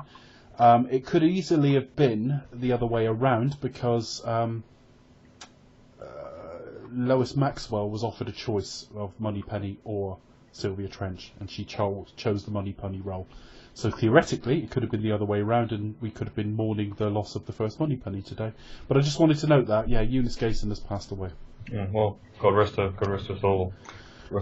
Thoughts with the Gayson family, because she was a huge part of Bond fandom, wasn't she? I mean, she's one of these people who she was one of those that went around to events and was seen at sort of Pinewood events, and when the 50th anniversary was going on, she was seen at things alongside the Golden Girl herself. I'm blanking on her name. Oh gosh, let's get it up. I know it. I know that I know it. I know it as well, but it's just totally gone out of my head. Oh, I'm gonna kick myself. This is embarrassing. Of all the things. Hang on. It's not Golden Girl. It's Goldfinger. Jill Masterson. Shirley Eaton. Yeah. That is one of the most embarrassing lapses in memory I've ever had. But yeah, so yeah, she was one of those. I mean, she didn't go on. I'm looking at her filmography now, and yeah, I mean, she appeared on like MasterChef a couple of years ago and stuff like that. But really, by and large, her work stops in the 60s, which isn't uncommon. Very often, they would stop to have children or raise children or whatever. Mm-hmm. You look at the one who played Tilly Masterson, you look at Shirley Eaton herself. They worked typically until either their late 20s or into their 30s maybe, and that was kind of it. So Eunice Gayson was professionally, if you like, a Bond alumnus afterwards. But yeah, very sad. I just thought I'd mention that because we're moving on to GoldenEye. But also a life well lived. She was 90, I see. Yes, she had turned 90. Yes, so she had turned 90. She turned 90 in March. Is one of the remaining 90-something Bond girls. And if I may say so, Honor Blackman is still... I think she could still play Bond girl. She's so full of... Honor Blackman is just defying logic in terms of the way she's aging, to be honest. There's just always been something about her. I remember she was in a sitcom about 25 years ago with Jeremy. The Upper Hand, yeah. Yeah. And even there, she's just owning the screen. She just manages to upstage effortlessly. She has that very English hauteur and elegance and charm and a terrific sense of humour, just a purr in the voice. Well, the thing is, she was old for a Bond girl at the time. I mean, the film is 54 years old, and she was 39 when she made it, which is older than they normally go. Yeah. Gosh, I love it. So, GoldenEye. We are 24 years since the announcement. It was a bigger deal, much made fact. The announcement of Pierce Brosnan as we're recording this on the 9th. It won't be released long afterwards, but they announced him on the 8th of June 1994. So yesterday there were a lot of posts on this day, and there was a lot of him, with his beard and floppy hair, because he was filming a Robinson Crusoe show, I think it was, as opposed to a film or a TV film anyway. Yeah. Around the time, although that film wasn't released for quite a long time afterwards. But, he was filming that when he was announced, and so there was a lot of that yesterday. So we are 24 years and 1 day on from the announcement of Pierce Brosnan as the then 5th James Bond.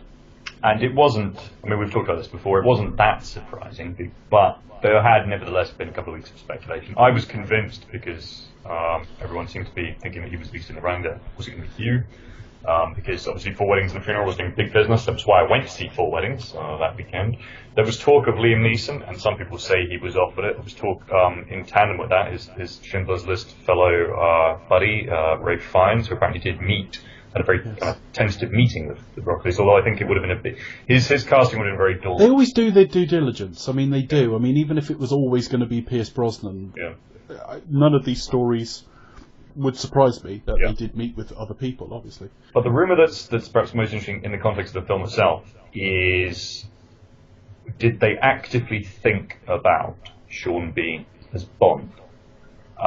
Because my feeling, because I remember even at the time, I thought, there's no way that because he was, 35, 36? Yeah, I think Sean Bean was probably born in sort of 60 or something like that. That's fine for Bond, but you don't think of the villain. The villain you either... yes, there are younger Bond villains, but generally speaking, you think... Was it 58? No, he was born in 1959, so he was 36 on release of this film, Sean Bean. All right, so you kind of think, well, that's Bondian age, really, but you don't tend to think of the villain as being a kind of a young, dynamic man. You think of, Sanchez, of course, who had been the preceding villain, is a physical as well as a psychological and intellectual threat for Bond, but that's rare, for the Bond villain to go man-o-man. What about the henchman? And I remember, so in order to disguise the fact that he was the big bad, they said he's being cast as Robbie Coltrane's henchman. And that did make sense, and it also...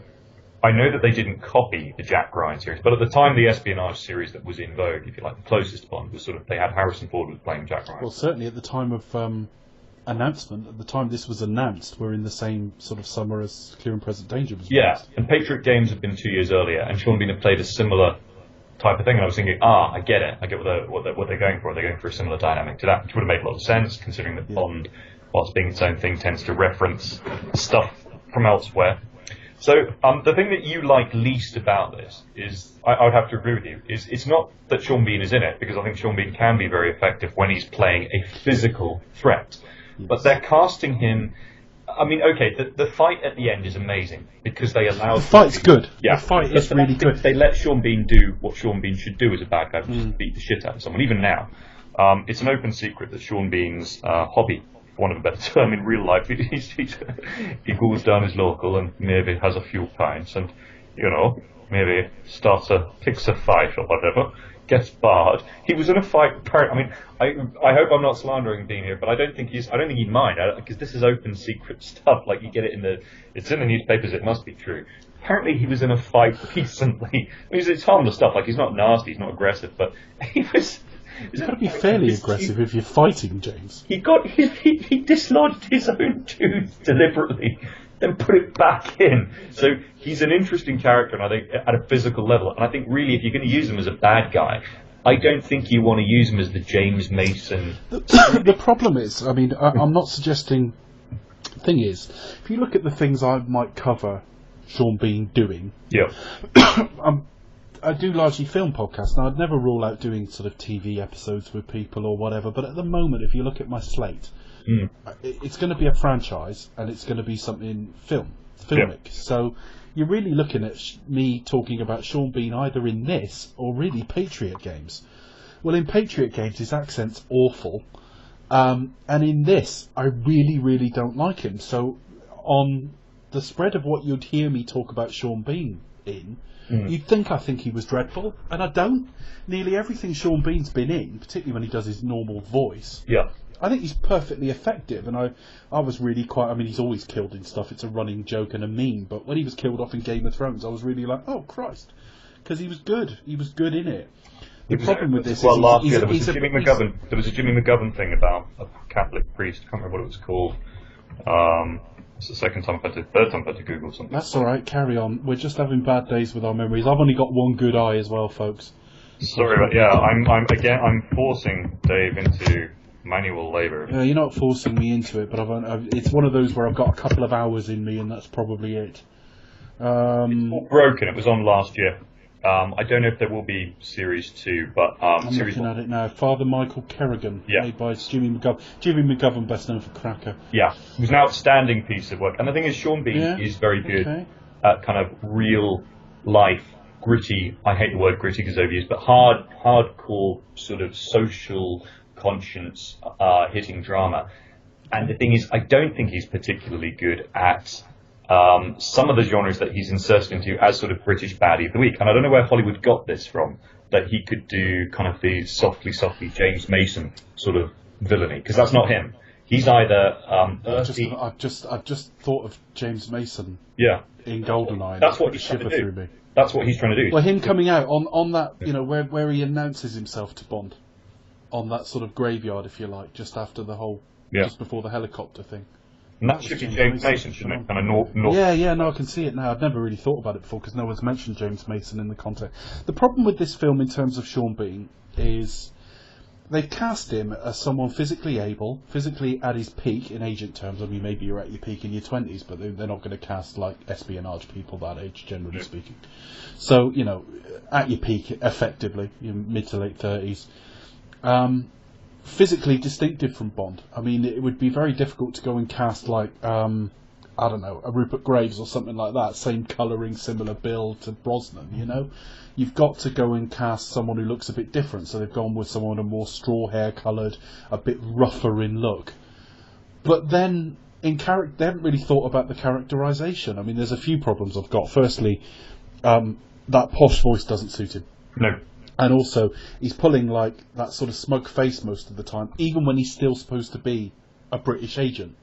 Even before he goes rogue, if you like, he's supposed to be a good guy, and he's pulling this awful, smarmy, sleazy, awful face, and looking really pleased with himself. And I just think so. That as Bond would have been absolutely insufferable.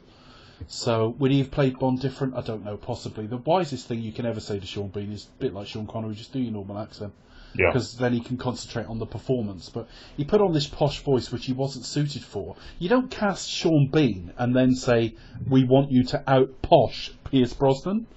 That doesn't make any sense at all. He perhaps should have been from almost a more working class background, And that would have been interesting, because you could... Well, the one who did make it through to the top echelons of, like, Oxbridge and then the Secret Service from, like, a kitchen sink background, maybe. Because it does happen.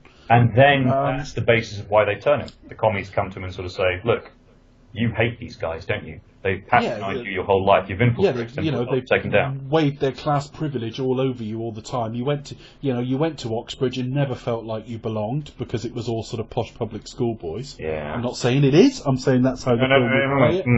And you can see how Hollywood would twist that into a story. Of course, that's a good story. I like that. I'd like to read that. I don't know whether I'd like to see it in a movie, but I think the problem as is a book. Wow. The problem is, like I'm going to nick that. They've messed around with previous versions of the script as well, because this was originally earmarked as a sort of mentor figure. Right. So they've cast Sean Bean, who is younger than Pierce Brosnan by about 6 years, even if you allow for the fact that no, because you see Sean Bean in both time periods as well, so that doesn't work. So yeah, that he's younger than Brosnan, and yet the original conception was he was going to be a mentor figure in the body of Anthony Hopkins. Wow. Now, the whole point with that, of course, is this film's made in 1995. Anthony Hopkins around this time would have been 58, 59, something like that, without looking. I think that's about right. Which means that at the end of the Second World War, he would have been sort of in single-digit ages, like 7 to 9, somewhere around there. And that's absolutely perfect, because it's a guy who can just remember, but remember without context. So he remembers his parents struggling, and he remembers his parents, giving up, and all the rest of it. And as he gets older and works out what's happened, he can lay it at the feet of the British government.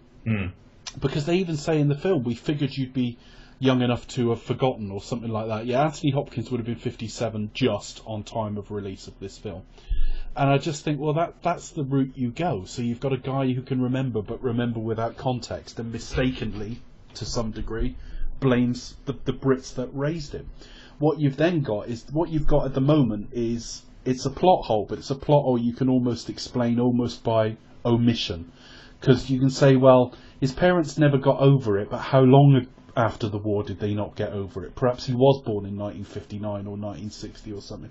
But it's a bit messy. Yeah. And I think he's a dramatic miscast as well.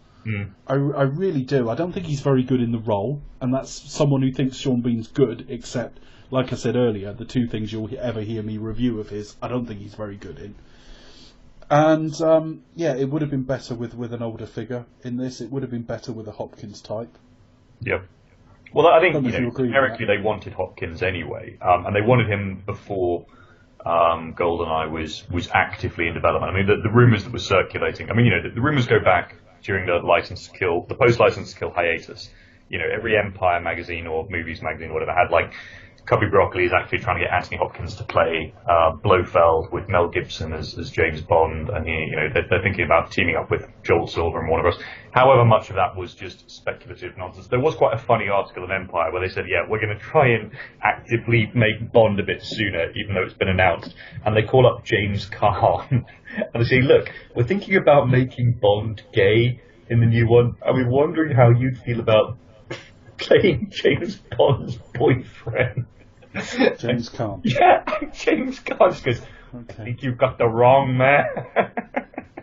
I don't know how accurate that was. Whether it was I've never heard that one, but but it's Empire magazine taking the piss out of the fact that at the time there were so many rumours about what was going to happen with Bond, all of which everyone knew. I mean, GoldenEye's a pretty safety first film, and I've always treated it as such. It had to be. I mean, I've always treated it as such. The only reason I slightly resent it is it follows on from a Bond that I think is much better. Just the public didn't take to him. And I can see why you would. If I'd run a studio at this time with the knowledge I have now of the situation, which is obviously incomplete, but what I know from the outside looking in, I'd have recast as well. But there's no doubt going back, I prefer the two Brosnan films the two Dalton films that precede this. And I much prefer the Daniel Craig era that follows this. Sure, yeah. And I think Brosnan's era just looks terribly thin and weak now. And I liked him at the time because he was relatively inoffensive. He was a mix of what had come before, and he always turned up in shape, and he always looked decent in the role. But as years have gone by, he's just fallen through the floor in my estimation. I think Pierce Brosnan's actually the worst James Bond. Gosh, that really. And this is possibly this is supposedly his best entry. Yeah. Well, it is, but he's crap in it. I mean, I left the cinema and about half an hour later, I couldn't remember what he looked or sounded like. He'd made zero impression on me. Now, obviously, with all the years of having seen Brosnan and his films since, I can instantly call up Pierce Brosnan in my mind. But his big sort of debut as Bond, and I just thought he was thin. And weak. I would have liked to have seen more of the Fourth Protocol Brosnan Bond. He can do it. I mean, I always name check the Tailor of Panama. Yeah, because he's magnificent in that film. Thomas Crown. The tragedy of Pierce Brosnan's Bond is that he is more Bond-like in his non-Bond roles than he is in Bond. Yeah. But to some extent, they all have a bit of that. I mean, for example, even with the Craig era, which everyone thinks is this amazing kind of you can do anything you want with Bond, even they've had to play it a little bit safe. And if you look at stuff like Girl with the Dragon Tattoo or something like that, there are moments in that where you can think, actually, okay, you're not as ripped as you are in your Bond movies or whatever, and you're not playing as a professional killer, but there are moments of just sort of real intimate thriller stuff in something like that, which makes you think I'd love to have seen more of that, either as a sequel to Girl with the Dragon Tattoo or within the Craig era. Even Roger Moore, to some extent. I mean, North Sea Hijack, Sea Wolves, and what was the other one? Wild Geese. There's a scene at the beginning of the Wild Geese where Roger Moore is, for all the people who talk about Roger Moore was too soft, or that his Bond wasn't hard enough, or that, the scene in Fury is only where he kicks over a car, didn't sit well, doesn't suit him. There's a bit at the beginning of the Wild Geese where he has been hired as a drug courier for somebody else, but he didn't know he was a drug courier. He thought he was like it's kind of a quasi sort of a real world Han Solo, and he's so vengeful and annoyed about having been caught up with it that he finds the dealer and makes him get down on all fours and eat cocaine while he has a gun to his head. And you just think, wow, you know, if I'd seen that. But that's fundamentally not what he thought his Bond was or should be. No, but ironically enough, but that works in a way that, for example, in Live and Let Die Man with the Golden Gun, where they're trying to get Roger. There are bits of Live and Let Die Man with the Golden Gun where the first two films they're trying to get him to be short, and they're trying to get him to hit women and stuff, which isn't what doesn't work. But they shouldn't. They shouldn't be hitting women by then anyway. But it really looks uncomfortable when you've got Roger Moore doing it. That's right. But Roger, so he's not good at that side, but he is a lot better at the root. But at least I think the thing that's hit me over the years though is I'm not a great lover of Roger Moore's James Bond either. Yeah. But there are a couple of his films I think are outstanding. There's one in particular that I think is just better than anything Brosnan ever did. But and it isn't the one everyone thinks it is. It's For Your Eyes Only. I think it's his best film. But which is of course Brosnan's late wife, Cassie.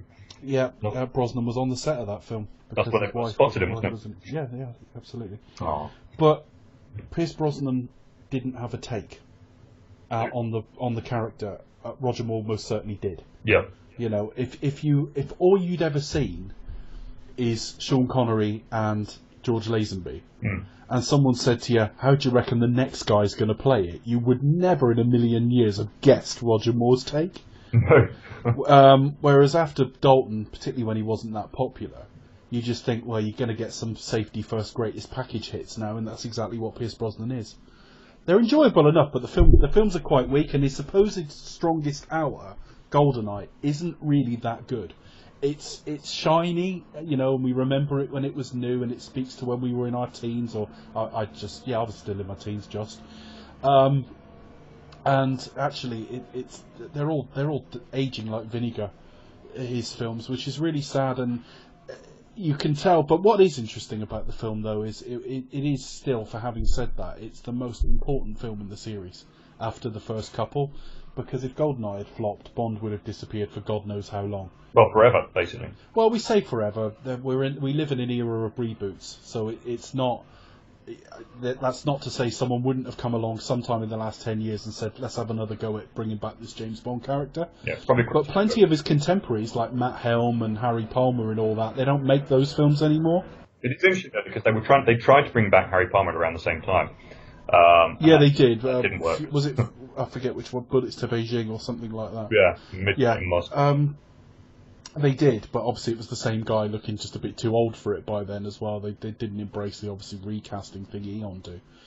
But it was. But the other thing is as well, they had a decision to make. You know, they could have gone period, which I always think is a bad idea. I'd love to see more period Bond, but it would be an admission the series was done. That was discussed. It was cut and vetoed it. But what do? And they call it right up front. You start off with the USSR, and we go straight into the credits where all the sort of iconography of the Soviet era is being like knocked to pieces. And I just think that's really, really brave. And what this film manages to do is feel like a Cold War era Bond film in a lot of ways, because, well, not the main villain, but the guy we believe to be the villain at the start of the film, General Ourumov, is a Russian figure. We do get shots within Russia and so on. So in some respects, this film kind of tries to have its cake and eat it, but it does set you up for a post-Cold War world. Yeah. No, I like that. I mean, that's in both politics and in film, GoldenEye is the best of all possible worlds. Cake and eat it kind of sums it up. I agree with you about the Cold War era stuff. In fact, I always think of this as a kind of a quasi-sequel to The Living Daylights, and there were rumours that Pushkin was going to be... I mean, even Defence Minister Mishkin could be Pushkin. It even sounds similar. Valentin Zukovsky could be Koskov. Bear in mind that Koskov survives The Living Daylights, I think, and would probably have ended up being a Russian mafia hood. I need to watch The Living Daylights now because I can't remember if Koskov survives it or not. I think he does. Well, it's one of those debates that Bond fans have, because when they say put him, take him back to Moscow in the diplomatic bag, but you never see him die. I would have thought he went back to Moscow for trial, and he could easily have escaped, bribed someone, whatever. I mean, it's not that much of a stretch. No. And as I say, the thing about trilogies, and we've mentioned this before, is that part 3, what they usually do is they sort of apologise for having gone too far in part 2. Last Crusade, as we discussed last time, is kind of an apology for the Temple of Doom going a little bit too dark and scary by playing it very safe. GoldenEye, to me, feels like a little bit of an apology for License to Kill, while still touching on some of the same areas. They still hint that Bond is a psychologically damaged man. And you know, License to Kill was for its era a bit like on Her Majesty's Secret Service, in that On Her Majesty's Secret Service now is widely lauded as one of the best, if not the best, in the series. There's always going to be a few that disagree because of the Lazenby angle or whatever, but it is really, really respected. But in its immediate aftermath, when it had done lower grosses than the previous two entries considerably, and had had a bit more of an iffy response than the previous couple, critically, at the time, then what you do afterwards is almost like an apology for it. Now, there's no reason to apologise for On Her Majesty's Secret Service, but in 1971 there was. Yeah. And the same is true of License to Kill. There's nothing to apologise for in the Dalton era at all, in my view, but in 1995 there was. The other thing is, I think it's partly, it's a convenient way to hang the blame for the hiatus as well. Because you just go, well, the last one didn't do very well, even though it's a lot more. I mean, it is a sequel, I think, in that you have the pre-title, then you have the title sequence, and then you pick up 9 years later, and he's being evaluated to come back to the service. And again, listen to my recent GoldenEye commentary. None of that makes any sense whatsoever. But in broad terms, him being re-evaluated could easily be after the events of License to Kill, because he'd gone rogue and quit the service. And he'd had a nervous breakdown, basically, is what he'd had. Effectively, yeah. That's why, I mean, look, we can do an entire cast about how sophisticated License to Kill is. I think it's a very rich, literate, witty, brilliant film. It's John Glenn's finest film, by his own admission. Yeah. To me, it's like watching Laurence Olivier hunt down Humphrey Bogart. That's how classy that film is. And I did miss that in GoldenEye. I missed some of the risk in it, but I did see some of the strands of DNA. But you've got to. You're 6 years away. You've got to bring it back, and you don't even know if this character's going to fly now. Well, they had to put it in the era, and in the same, to be fair to both, License to Kill is something that had to survive in the era of Miami Vice, Die Hard, and Lethal Weapon. So you see all of that, but you see it with a layer of class and substance that is distinctive in its own right, and it's still very much a Bond movie. James Bond Radio did this the other day. They pointed it out that, yes, it takes lots of risks, but you get moments of pure Bond, like the water skiing barefoot and stuff. GoldenEye has a similar problem that it has to relate to the Batman era. I happened to be watching the Burton Batman the other night. I don't know why I thought of GoldenEye, but there are moments where, I don't know if Martin Campbell is channeling some of that, or he's been instructed to. Maybe it's because it's just so studio bound in places. But the archive chase, for example, in GoldenEye reminds me a little bit of the museum set piece in Batman. In the sense, you've got a grappling hook, you've got a girl being brought along with it. I mean, it's generic action adventure set piece stuff. But I remember one of the pictures that was, because no one knew very much about GoldenEye. They knew there'd been drafts. Obviously, we're pre-internet, but sort of in the early 90s when it was being talked about, there was a draft which apparently would have been turned down anyway, even if things had moved faster. For Dalton Coach was kind of very sci-fi heavy with drones. Yeah, you need to read a book called Some Kind of Hero. It's got a description of what his third film would have been. Yeah, that's a great get. It's a great book. A.J. Chowdhury. Now I do remember that. Yeah. That's a great book. Recommend it to everybody.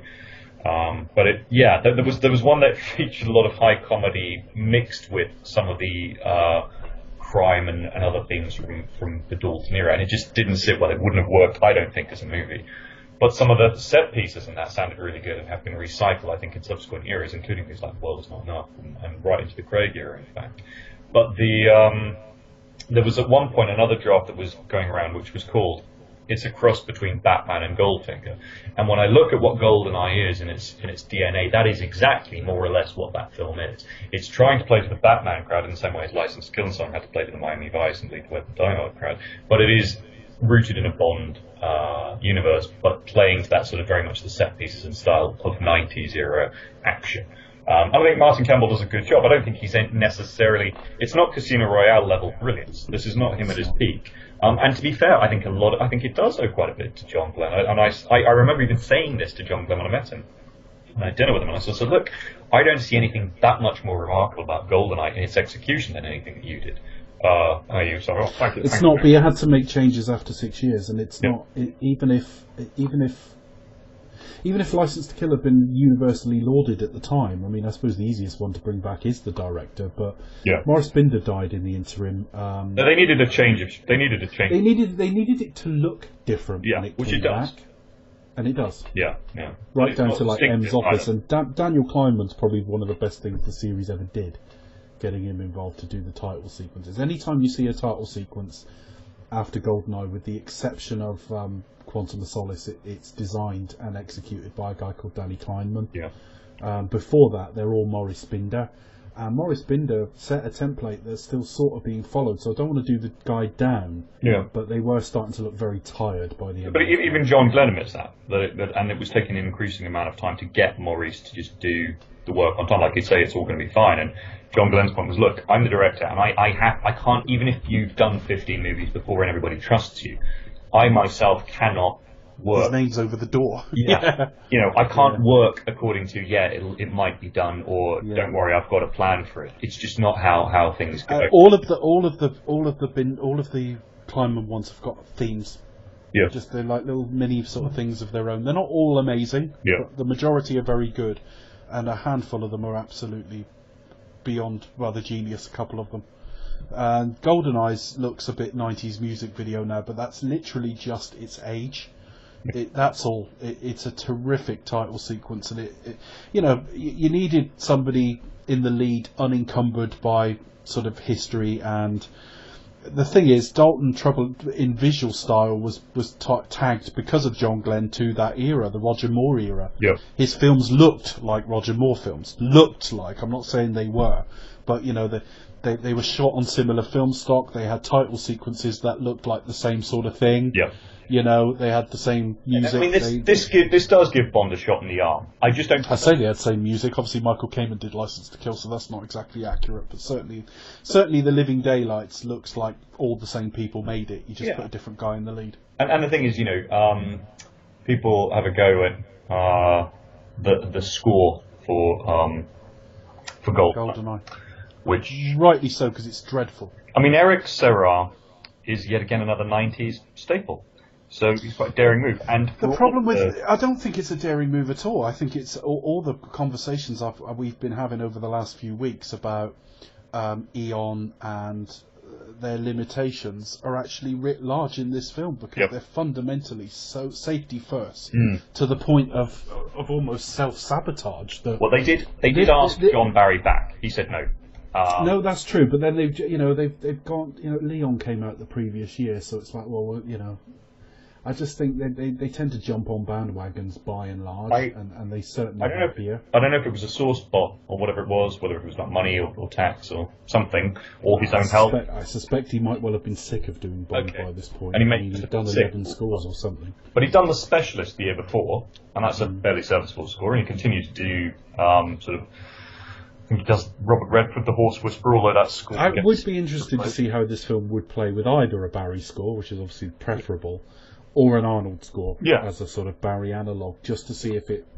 Because the GoldenEye should be a much more timeless film than it is, and it's damaged by its score. Sure. I mean, I did meet John Barry once at the Oxford Union, and I did ask him, I said, why did you not do any of the Brosnan-era films? And he just flat out didn't answer. He just gave a statement about his love of music in general. And later on, after the talk, because I didn't push him on it, so after the talk, and I was just coming out of having a pint or something afterwards, and his wife, who's a very, very beautiful woman, came up to me and she said, "You didn't really push John on that question. You should have done." And I said, "Come on, he's not a politician or something. If he doesn't want to answer, he doesn't want to answer." But she said, "Well, thank you, James, for being so diplomatic." I go, "Oh, lovely."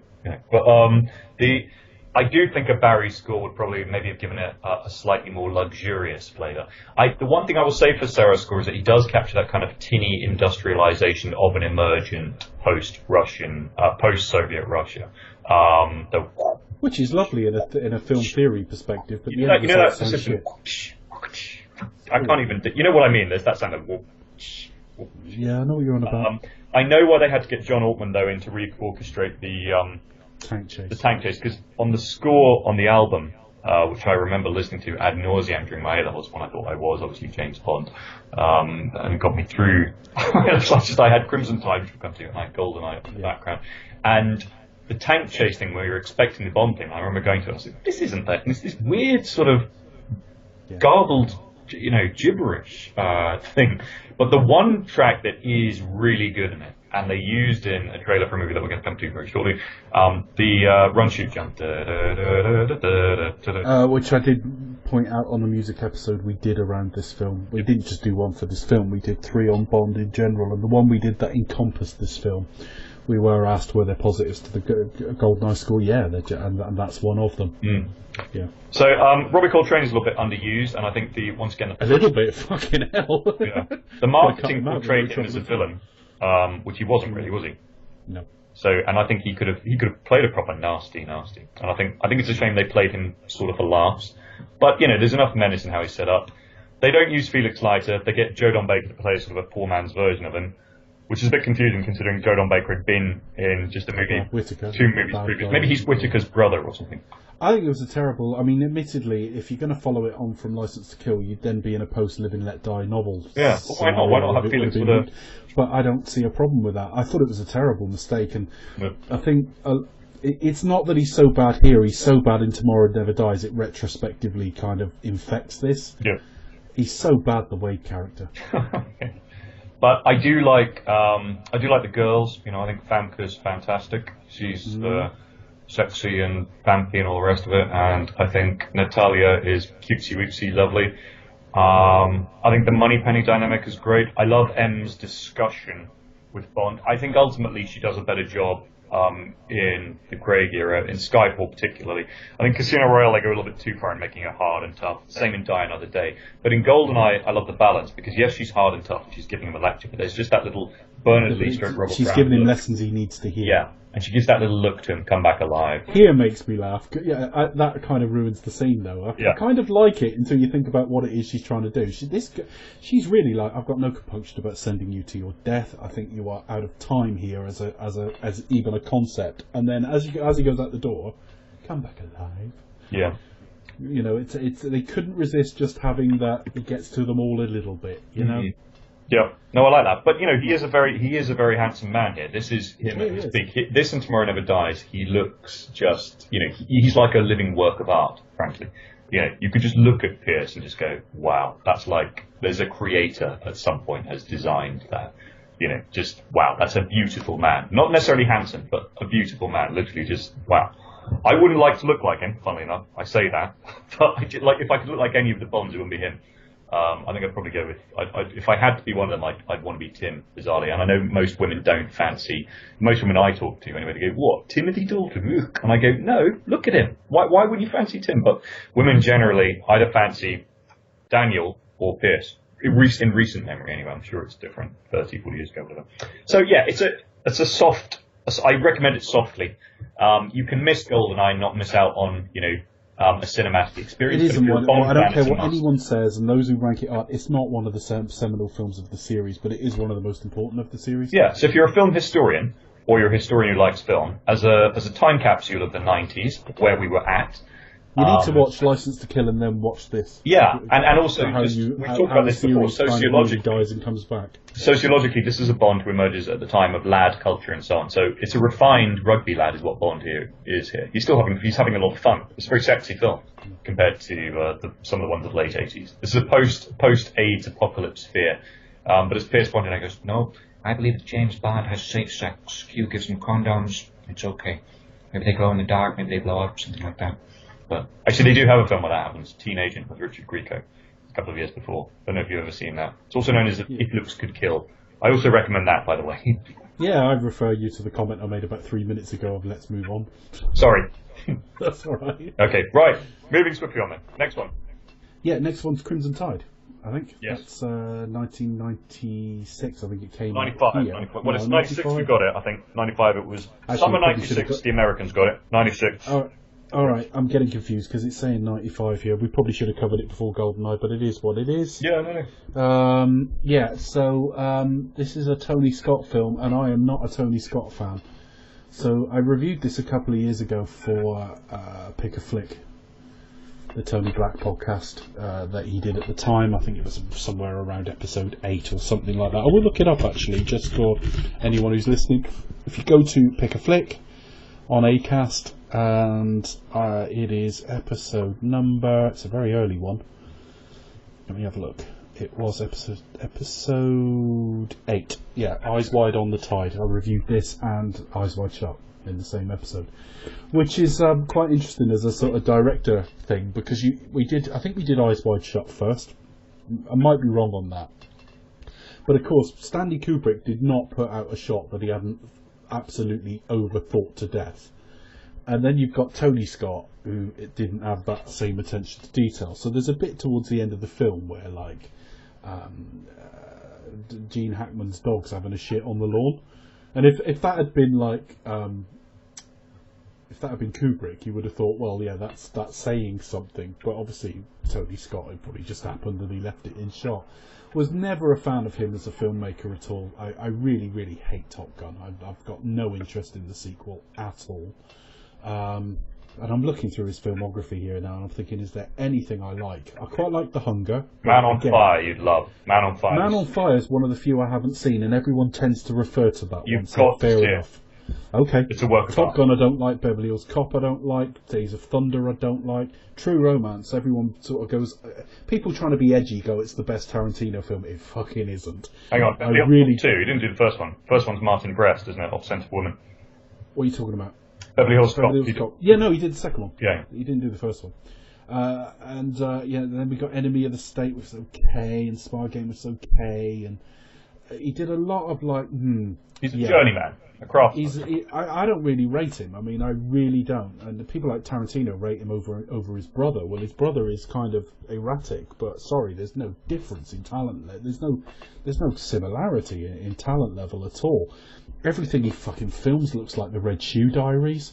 You know, Ridley has moments where he tries to do a bit of Tony. I mean, Black Hawk Down. There are moments where you kind of think, yeah.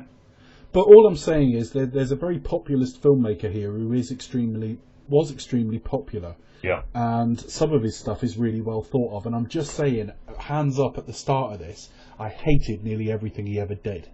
Now, there's Man on Fire still to see. But yeah, I'm looking at Deja Vu. It was a crap film. Unstoppable was the one he finished on. Wasn't good either. But what I'm coming round to say in the middle of this character assassination is I really like Crimson Tide. Yeah. It took me by surprise when I went to review it, because people kept saying to me for years, Crimson Tide's really good, and I'd not seen that, and I'd not seen The Hunt for Red October either. Both of those films, submarine based, you know, us against the Russians kind of films, I'd not seen, and I didn't deliberately avoid. I just never got round to. There were two films nearly everyone I knew had seen. Crimson Tide was also known for a script polish from Tarantino, and you can hear it in some of the dialogue, and we'll get to that. And so again, I was asked to do this and Eyes Wide Shut for Pick a Flick. I was going on Pick a Flick fairly regularly. I was on every sort of 2 or 3 episodes or so. And those were the films that night. Crimson Tide, I nearly didn't even get that done in time. I mean, I finished with seconds to go before we started recording. Yep. So I didn't even have time to let the film settle. And I was just really taken by surprise. This is the least Tony Scott film I can think of.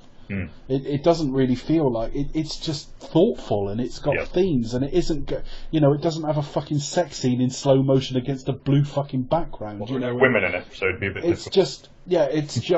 It's a really great episode of Star Trek. Yeah, is what it is. And I think we were talking about The Last Jedi earlier on. This is the thing that I think The Last Jedi gets ever so slightly right, but also wrong.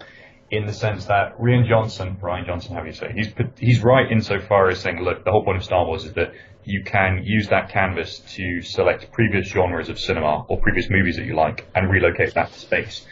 And he's absolutely right, and that's exactly what you should do. It's not about copying previous Star Wars, it's about using Star Wars to copy something else in a new fashion. So he rightly thinks, Crimson Tide, war movie with a philosophical idea, that kind of can work. Well, it would work to Star Trek. But using it as Star Wars in the middle of Last Jedi is where I think that film kind of falters, because by his own admission he said, I looked at Crimson Tide, and I'm thinking, well, Crimson Tide is a self-contained thriller. You can't really use that as a midpoint in a film without really sacrificing pace. As a movie in itself, certainly you could do Crimson Tide in the Star Wars or Trek universe, but it's a philosophical discussion is what Crimson Tide is. It happens to have in the background the Tony Scott scheme of lighting and editing and so on, but by its nature it doesn't lend itself well to a thriller. It happens to lend itself well to a thriller because they've got a director who could frankly film the phone book and make it so flashy and noisy and sexy and so on, all things that you don't like, all things that the average viewer does like, that it's palatable to the average moviegoer. But at the same time, it has a rich, textured, unpretentious, but accessible, but at the same time highly literate, highly witty, highly informed philosophical discussion about war, von Clausewitz, and about the nature of what makes a good wartime commander. Is a good wartime commander the guy who pushes the button, or is it the guy who pushes the button only when he's absolutely sure? It's thinking versus doing. Can you be both a thinker and a doer? Almost Shakespearean, really, in level in that sense. As far as something like Hamlet is, should he be a thinker or a doer? Can you be a bit of both? The central premise of Crimson Tide is, they say it at the end with Jason Robards' cameo. Spoiler: he says, "You were both right, and you were both wrong." Yeah, the only problem I've really got with the film, because the film is tense and it's talky, and I like that. I like that in an environment where you could just start firing. Because they basically hear half a message. Yeah. And the captain, the Hackman character, Frank Ramsey, thinks they've got a fire on the Russians, basically. And his lieutenant, his first officer, if you like, in Star Trek terms, Denzel Washington's character, is very much like, well, we don't know for certain, we have to wait. Now, the problem is they just push the Hackman character slightly too far, in that at one point you've got like Ramsey's character having a gun held at like Washington's head and things like that, and at the end they're just getting on like famously. At the end, when it all clears itself up, and it is just taken as though it was just a polite disagreement based on ideology. Well, it wasn't actually. The Hackman character massively overstepped his authority. To argue that they should have fired is one thing, but the steps he takes to try to free up the ship under his command to actually fire are actually irredeemable. Make him irredeemable as a character. Oh, sure. And I think what's interesting as well there, Dave, is that they don't actually reconcile. I think there's what looks like a moment of levity at the end. Gene Hackman has been forced to retire, so he is punished effectively for and that's what you would probably do in reality, because most of these things, they weren't on film or anything. It's not like there's embarrassing footage of him holding a gun at someone's head. So you'd go, well, all's well that ends well, but we want your retirement. Yeah. And I think the other thing is, he never really apologises to Denzel at the end. There's a reluctant salute between the two of them where he sort of says, "You're right. You were right, and I was wrong. That's all there is to it." And then there's about the horses. They work in Spain, not Portugal. And then he salutes. Yeah, but for a certain breed of man, that's a profuse apology. Yeah, and we all know Hackman portrays that very well. Just cannot apologise. If we talk about Hackman, this is Hackman. He has a phase. Obviously, it's the end of his career, whatever one looks at it. He, in the same way as many careers go this way. I think they have this bright start where they're a huge start. They have a sort of a lull for a bit, and then they have this amazing peak towards the end where they're cast as the villain or the mentor or whatever. Sean Connery has the same, and it's they're the same age, same era. So Connery I think one could see Connery conceivably in this, except he'd already done his boat movie. Pacino has a similar thing, and one could see Pacino here, and I think he was offered it. De Niro, Duvall, any of those. I think actually, and I think I may have said this on the Pick a Flick episode, Hackman's perfect casting, because, I mean, he wasn't fat or anything. Yeah. But I think that if you cast Sean Connery, that's wrong too. There's something about Gene Hackman almost transcends class. He could be in almost any social strata. Yeah. And the idea of someone a little bit almost blue collar, but who's like let his belly out a little bit, and has just started resting on his laurels. Hackman was perfect for at this stage of his career. I don't think a Pacino would have been as right for this. Yeah, you need a guy close to retirement who's forgotten all the you need a guy close to retirement who's forgotten all the discipline that took him to where he is. Yeah, and that's Hackman. Hackman's also convincing as a military person, because he was in the military. I think he was in was it Korea or something like that before he was an actor. That's why he was quite late coming to the game as an actor, because he had a. But I guess the main point about Russia within this film is they're just. They're convenient. They're a plot device. They're a plot device. They are there just to be the name. The very word Russia has enough connotations to it that we don't actually really need to see them too much. It really is just about, well, anything the audience takes in terms of what a Russian sub would mean or could mean, or something kicking off between the United States and the Russians could mean or would mean, is actually enough to propel this plot along. Yeah. Having said that, at the time, and this is pre-Putin, we've still got Yeltsin in power. We've still got Yeltsin at this point. There was a guy called Mad Vlad, which not his name isn't Mad, but Vlad, another Vlad. They're not terribly imaginative with their names on it. Zhirinovsky, who was actively talking about a nationalist, an ultra-right nationalist government that would take power. I remember him. That would nuke the West. I think it was all rhetoric anyway, and there was no chance of him actually getting in. But nightmare scenario if he had done. So it was pertinent enough at the time, and it enables one to suspend disbelief about the idea of there being a traditional non-secret. Because, I mean, look, we know there are proxy wars going on all around the world. Only a very naive person would deny that. But the thing about Crimson Tide is they make it an actual, this is a global, in-the-news conflict. And because of the idea of a guy like Zhirinovsky being in charge, you can believe that in a way that I don't think you would with a Putin, who we know that he's got secret and sudden infiltrations. He loves sending boats into enemy territory just to make a point, then withdrawing them. But we have to be aware of that. But that wouldn't make for a Crimson Tide, I don't think, in a way that perhaps a Zhirinovsky era 1995 Big Bad did. So, speaking of Russian nationals, what's the next one? What have we got next? Air Force One. Right. Now, it's a similar idea, isn't it? The idea here is that the baddie is... Well, tell us about Air Force One.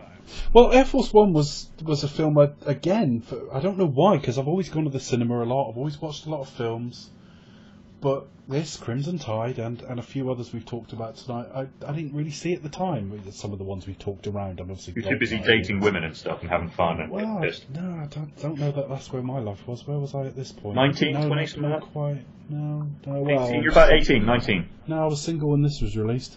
But anyway... How old are you again? You're about 2 years older than me, right? Yeah. Air Force One, I'm 17, coming up to 18. Yeah, no, I'm 20 when this is released. Okay, so basically you're in Freshers Week. You're seducing your college buddies. Something. Obviously, yeah. Or you're on the college football team. Whatever the Americans have. You're on spring break. I didn't see this till maybe 6 or 7 years ago. Yeah. I'm guessing. Wow, that is quite a long time considering how long it's been out. Maybe a bit longer than that. Maybe more like mid-2000s. Right. I certainly hadn't seen it for years. Right. And it was always well spoke of, and so on. And there was always that sort of little trivia that it could have been a Jack Ryan film, and so on. I watched it and really, really enjoyed it. So I sat down to watch it again in prep for this. And I don't know if it was the mood I was in, but I was bored as fucking stiff during this film. The only thing that really interested me was I listened to the music as it started up, and I immediately went, Jerry Goldsmith. And I hardly ever do that, because he's not as instantly recognisable as a John Williams. No. But the reason was, we're 6 months on from his, or 6 or 7 months on from his First Contact score, and it sounds a lot like it. I can hear a lot of sort of what he did for First Contact. It sounds like the same guy in the same era.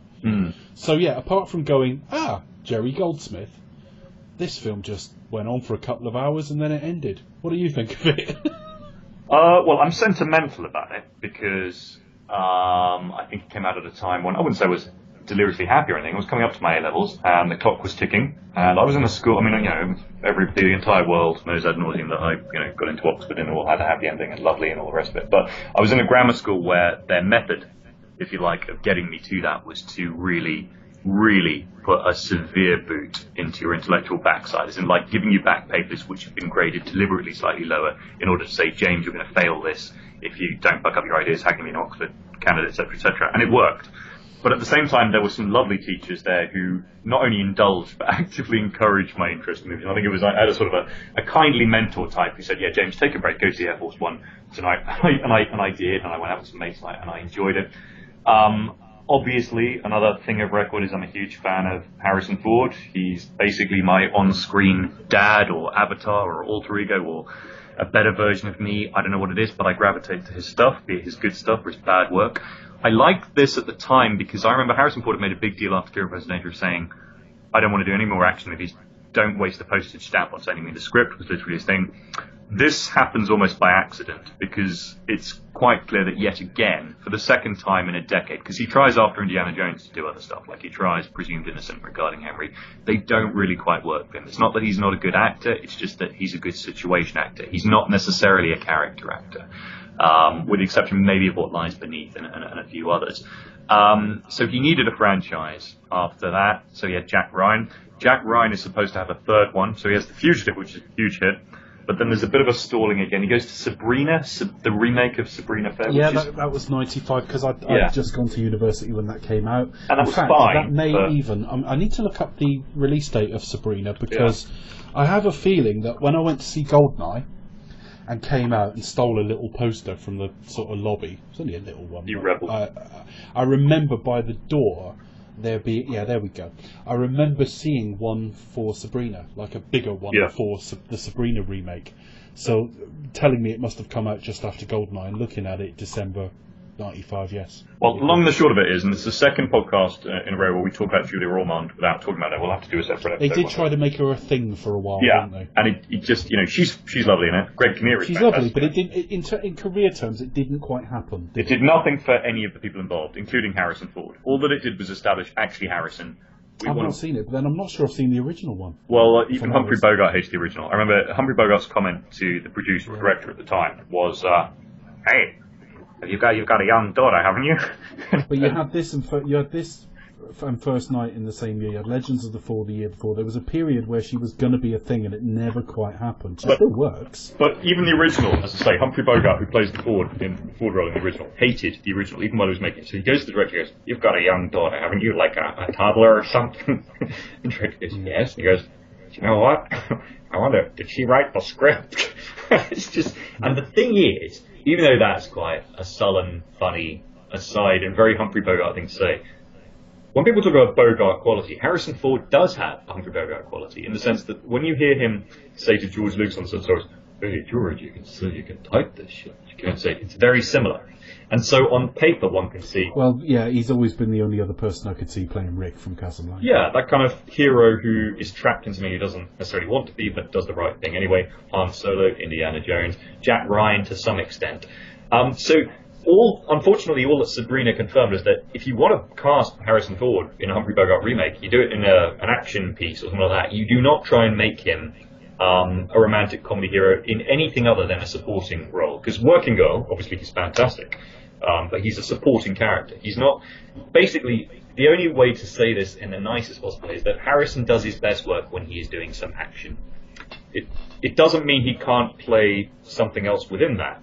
As I say, Witness is one of his best roles ever. He was Oscar nominated for it, but it's still an action part. What Lies Beneath, fantastic piece of it.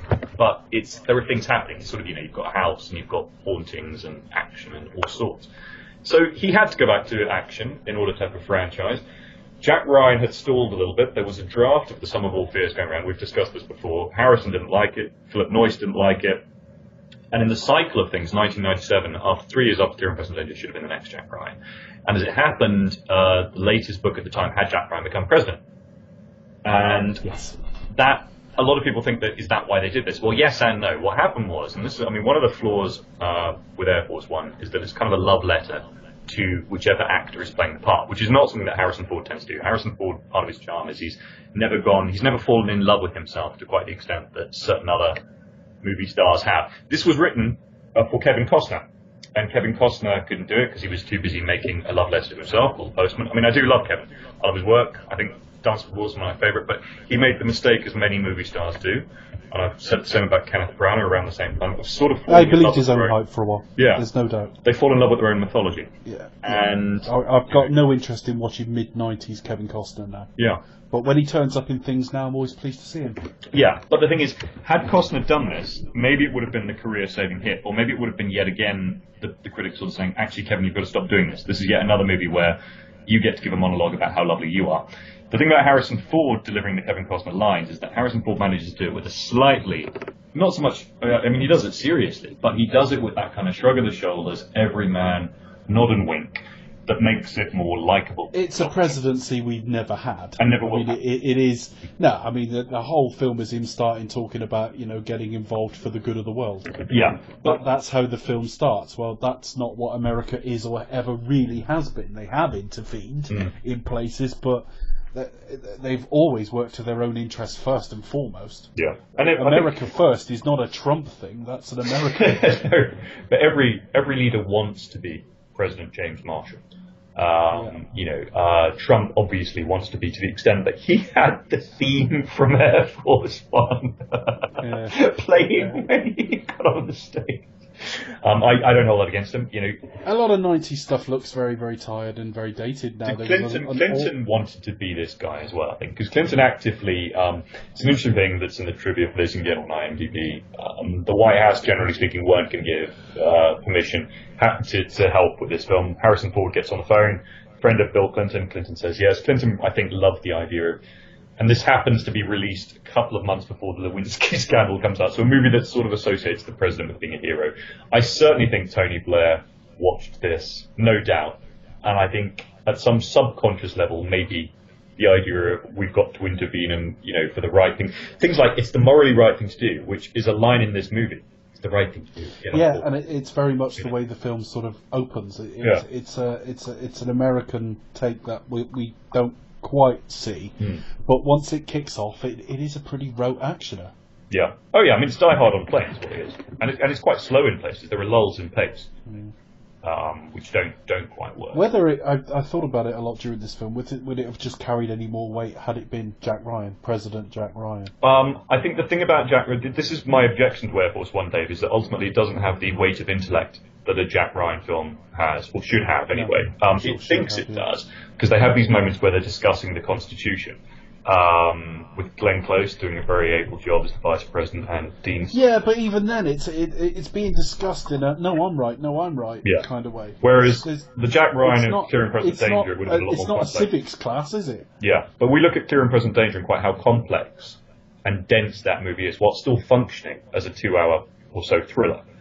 Air Force One doesn't have half the brains or the clout of that. It is basically Die Hard on a plane, and they've stuck on some politics and kind of made it the quasi Jack Ryan sequel that you didn't get. But really what it's about is, let's watch Harrison Ford give us the closest thing we can get at that stage to him being Indiana Jones again. I think is the key to it. Because there was talk at this time that he was going to do Indy 4 should be then, and there are certain elements of, I mean, he's obviously an older man than he was even in Patriot Games, or certainly in Indiana Jones and the Last Crusade, but he's still young enough to have that sort of ageless face, particularly with the hair, because the hair's slightly longer, or something. He's in great shape. His hair's a little longer. Yeah. I expected to see him looking older than he actually did when I saw this film. I think he's aged more since than I realised. Yeah, that's right. Even by What Lies Beneath, which is only about 3 years afterwards, he does look significantly older. Yeah. Maybe it's a bit of hair dye. I mean, he tends to eschew hair dye, but you never know. Yeah. But yeah, the disappointment was, I haven't got as much to say about it as I thought. I mean, Gary Oldman then was a bit like Mark Strong 8 or 9 years ago, and a bit like, what's he called now? What's he called? Let me just look up the name. Hang on. Yeah, Google what's he called. That'll come up. Ready Player One. The guy in Ready Player One. Oh yeah, Mark Rylance. No. Oh, Ben Mendelsohn. Ben Mendelsohn, yeah, where they're just casting the same fucking role all the time. There was a period where you wanted a sort of a Euro trash fucking villain. It was Gary Oldman. Yep. And it dates the era terribly. Yeah, it's not a particularly amazing performance either from Oldman. I mean, it's no, it's not. It's not a particularly amazing film. Full stop. It was probably the big disappointment of this run, just because I remember really liking it. Yeah. And it's the one that's just like, well, I mean, we're going to talk about a couple of films after this now that aren't necessarily brilliant, but they weren't wildly off what I was expecting. No. Whereas I'd remembered really liking Air Force One. Maybe it may just be the mood I was in when I first saw it, or the mood I was in this time. But I remember being frankly just a bit bored. Yeah. And maybe it is because we've got Trump now, who is a more black and white example. But when a president gets up and says, we need to do the right thing for the world, and I just think, well, actually, under it all, that's not what their foreign policy ever is. Yeah. We've got Jürgen Prochnow is technically the baddie as well, even though he doesn't actually have any. It was much made of the fact he doesn't speak in this part. Having said that, a measure of quite how charismatic that guy is, in an almost Arnold Schwarzenegger sort of a way. Like they have quite similar poise, kind of like the Robert Darby, Arnold Schwarzenegger, Jürgen Prochnow sort of holy trinity, people who can just look to a camera with a cigar or something and just own the camera. They've always got, just that. I mean, that's the thing. I used to be very much, Arnold Schwarzenegger's not an actor and all the rest of it. But you see enough people attempt to essay the sorts of roles he's done that you realise how much screen presence the guy's got. Yeah. I mean, even Van Damme didn't come close, because they tried to make Van Damme the next Schwarzenegger. It didn't work. Yeah, they've tried it with Van Damme. I mean, Dolph Lundgren. Another pick a flick, I reviewed Masters of the Universe, and the lead in that is a fucking void at the centre of the film. Yeah. And he's still, I mean, he's improved a little bit, and will be interesting to see him in Drake and Creed 2 or whatever, but, Dolph Lundgren and Van Damme, great that they are. They're not Arnie. But Prochnow has this, so much was made of the fact that Prochnow is this Russian general, Radich, I think they call him, and it's a rogue Russian republic or something that has been unchecked and has been doing its own form of ethnic cleansing. I think the implication is it's a thinly disguised version of what was then Serbia, I suppose. Yes, that's how I took it. And the idea being that if he is released on the president's order, even if the president is under duress, that makes the president look weak and incapacitated, so either one of two things will happen. Either the president will be decommissioned, so to speak, by his own cabinet, or if he's still in charge, this new Russian nationalist will rise up and say, look how weak America is. We can do what we want. So although it's a much condensed and exaggerated version of real-world politics, one could argue that we are now facing a similar dilemma, insofar as we cannot, for the life of us, as you and I both know, ever confront Russia, was it mano a mano? We can never say lick. No, of course not. It's never going to happen that way. But we have to take some sort of a stance. And the thing is, after Salisbury, for example, all the people who said, well, we can't take a stand, were wrong, because if we'd done nothing, however guilty or innocent Russia had turned out to be, all of the evidence, at least prima facie, appeared to point to some nefarious Russian action, given the fact that they had formed for that sort of behaviour. Whatever went on behind the scenes, as civilians, we don't know, we don't want to know, but some diplomatic gesture of, I suppose, being appalled, being disturbed by it had to be made. The obvious go-to is, let's do a little bit of expelling diplomats, sanctions, and so on. It wears off, it makes its point. It's not declaring World War III, but it's making something firmly enough to say, look, we're not complete pushovers, we're not completely weak. So whether you did this or not, if you are up to this sort of thing, and thereby associated with it, we can't simply say, yeah, go ahead with that. Even though we do like oligarch money, we don't want to make an enemy of you. And of course, army to army or nuke to nuke, a war against Russia is unthinkable. Whatever proxy wars may go on. Well, Air Force One, for all of its, as I say, I think it's ultimately just an inane action movie that sticks on some politics. But it does, in that split second where I think the president has a gun to his head, and he's saying, no, I won't do it, and even his wife and daughter are saying, no, you won't negotiate. And he says, okay, your wife and daughter, and he goes, I'll do it. And he gives the order, and they manage to find this third way compromise of, yes, we'll give the release order, but then he's Harrison Ford, so we'll kill the terrorists, and then we'll undo the order, and the guy gets killed. And there you have it. But it's a fun film. They used actually. I'm not recommending it. It's just I remember something a bit better than what it actually is. But then that's it's a different film, but it's not quality wise. It's there along with a Con Air or something like that. Yeah, well, it was the same year as Con Air, and they've got compared. Same year as and Con there was Air, even a feeling that there was a prediction that Con Air would make Air Force One irrelevant. As it turned out, they were quite different in tone, and therefore there was room for both. Yeah, I'm not saying they're similar films at all. No, but Dave, the reviewers at the time, when they did those summer previews, and they tried to make it look like it's a battle between movies, they were failing to understand, yes, they're both Die Hard on a plane, but they're so different as Die Hard on a plane that you could basically watch both and you have completely different viewing experiences. It wasn't a question of, but they did try and build up a sort of competition, say, is Harrison Ford out of date as a new action hero? Well, no, he isn't. And this was him. I think he could, the only tragedy of this is I think this is when he probably should have done his fourth indie. If he was going to do a fourth, rather than, because he does 6 days, 7 nights after this, which just doesn't quite work either. Yeah, that's 2 or 3 years after, but yeah. But yeah, although I don't mind it, and I like Anne Hesh, she's cute. So moving swiftly on, what's our next one? Next one's The Peacemaker. This was both of our last two were first time watches for me. Right.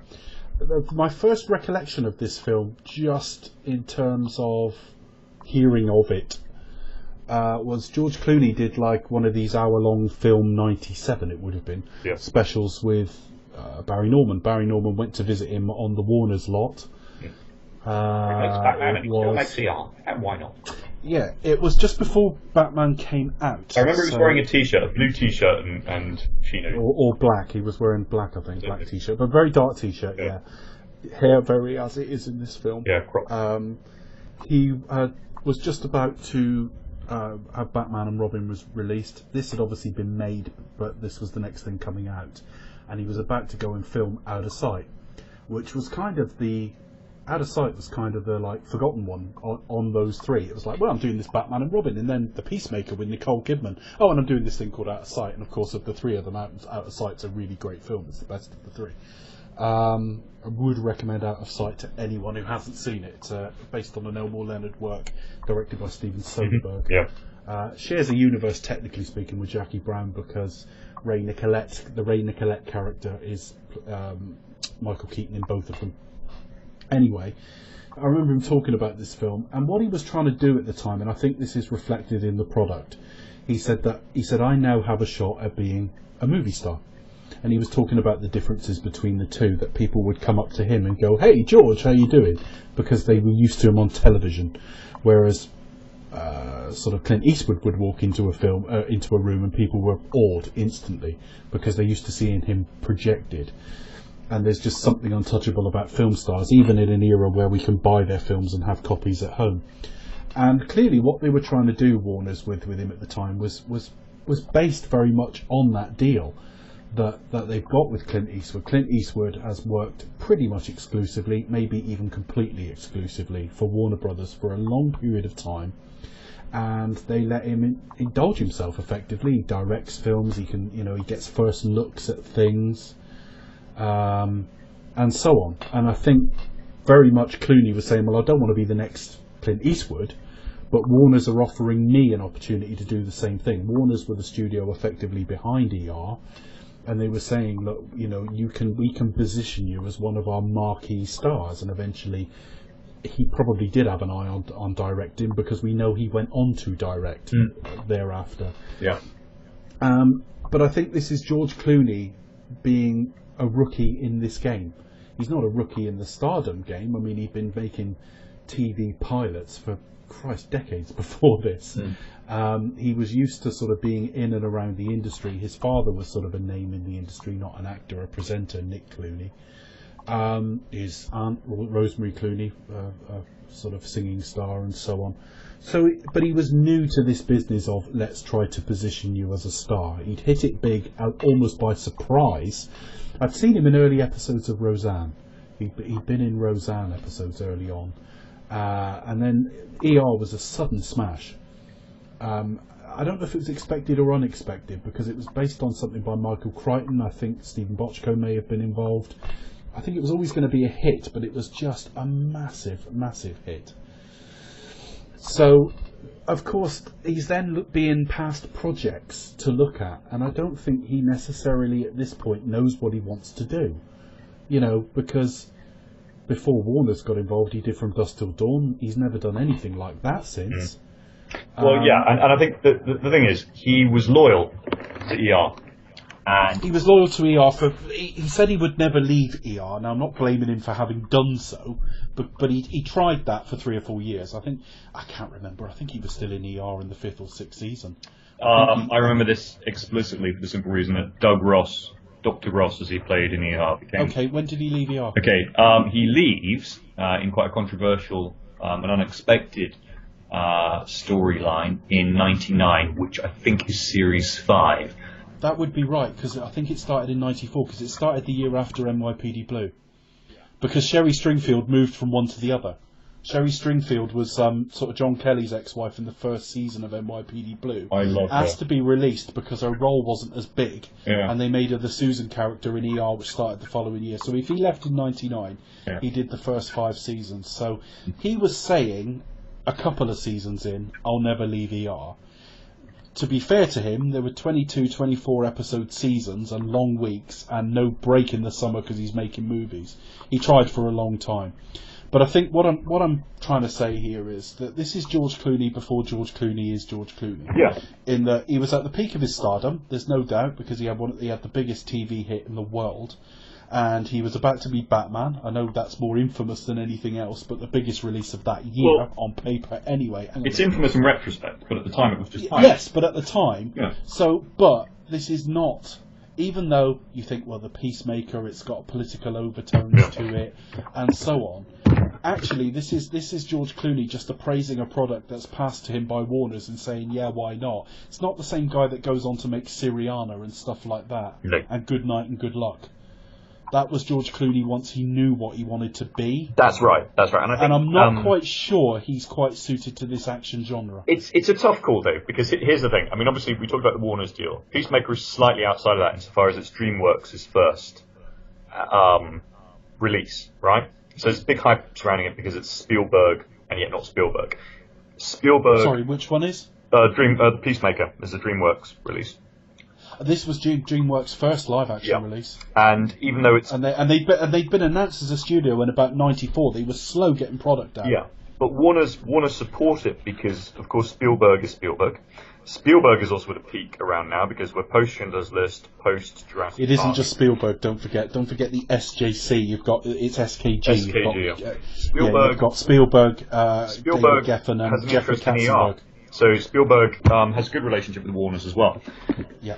Around this time, George Clooney had signed up. This is before, I mean, ER was big, but it was getting super big. So he still had the same strategy. I'm going to try out movies on my breaks, which made a lot of sense.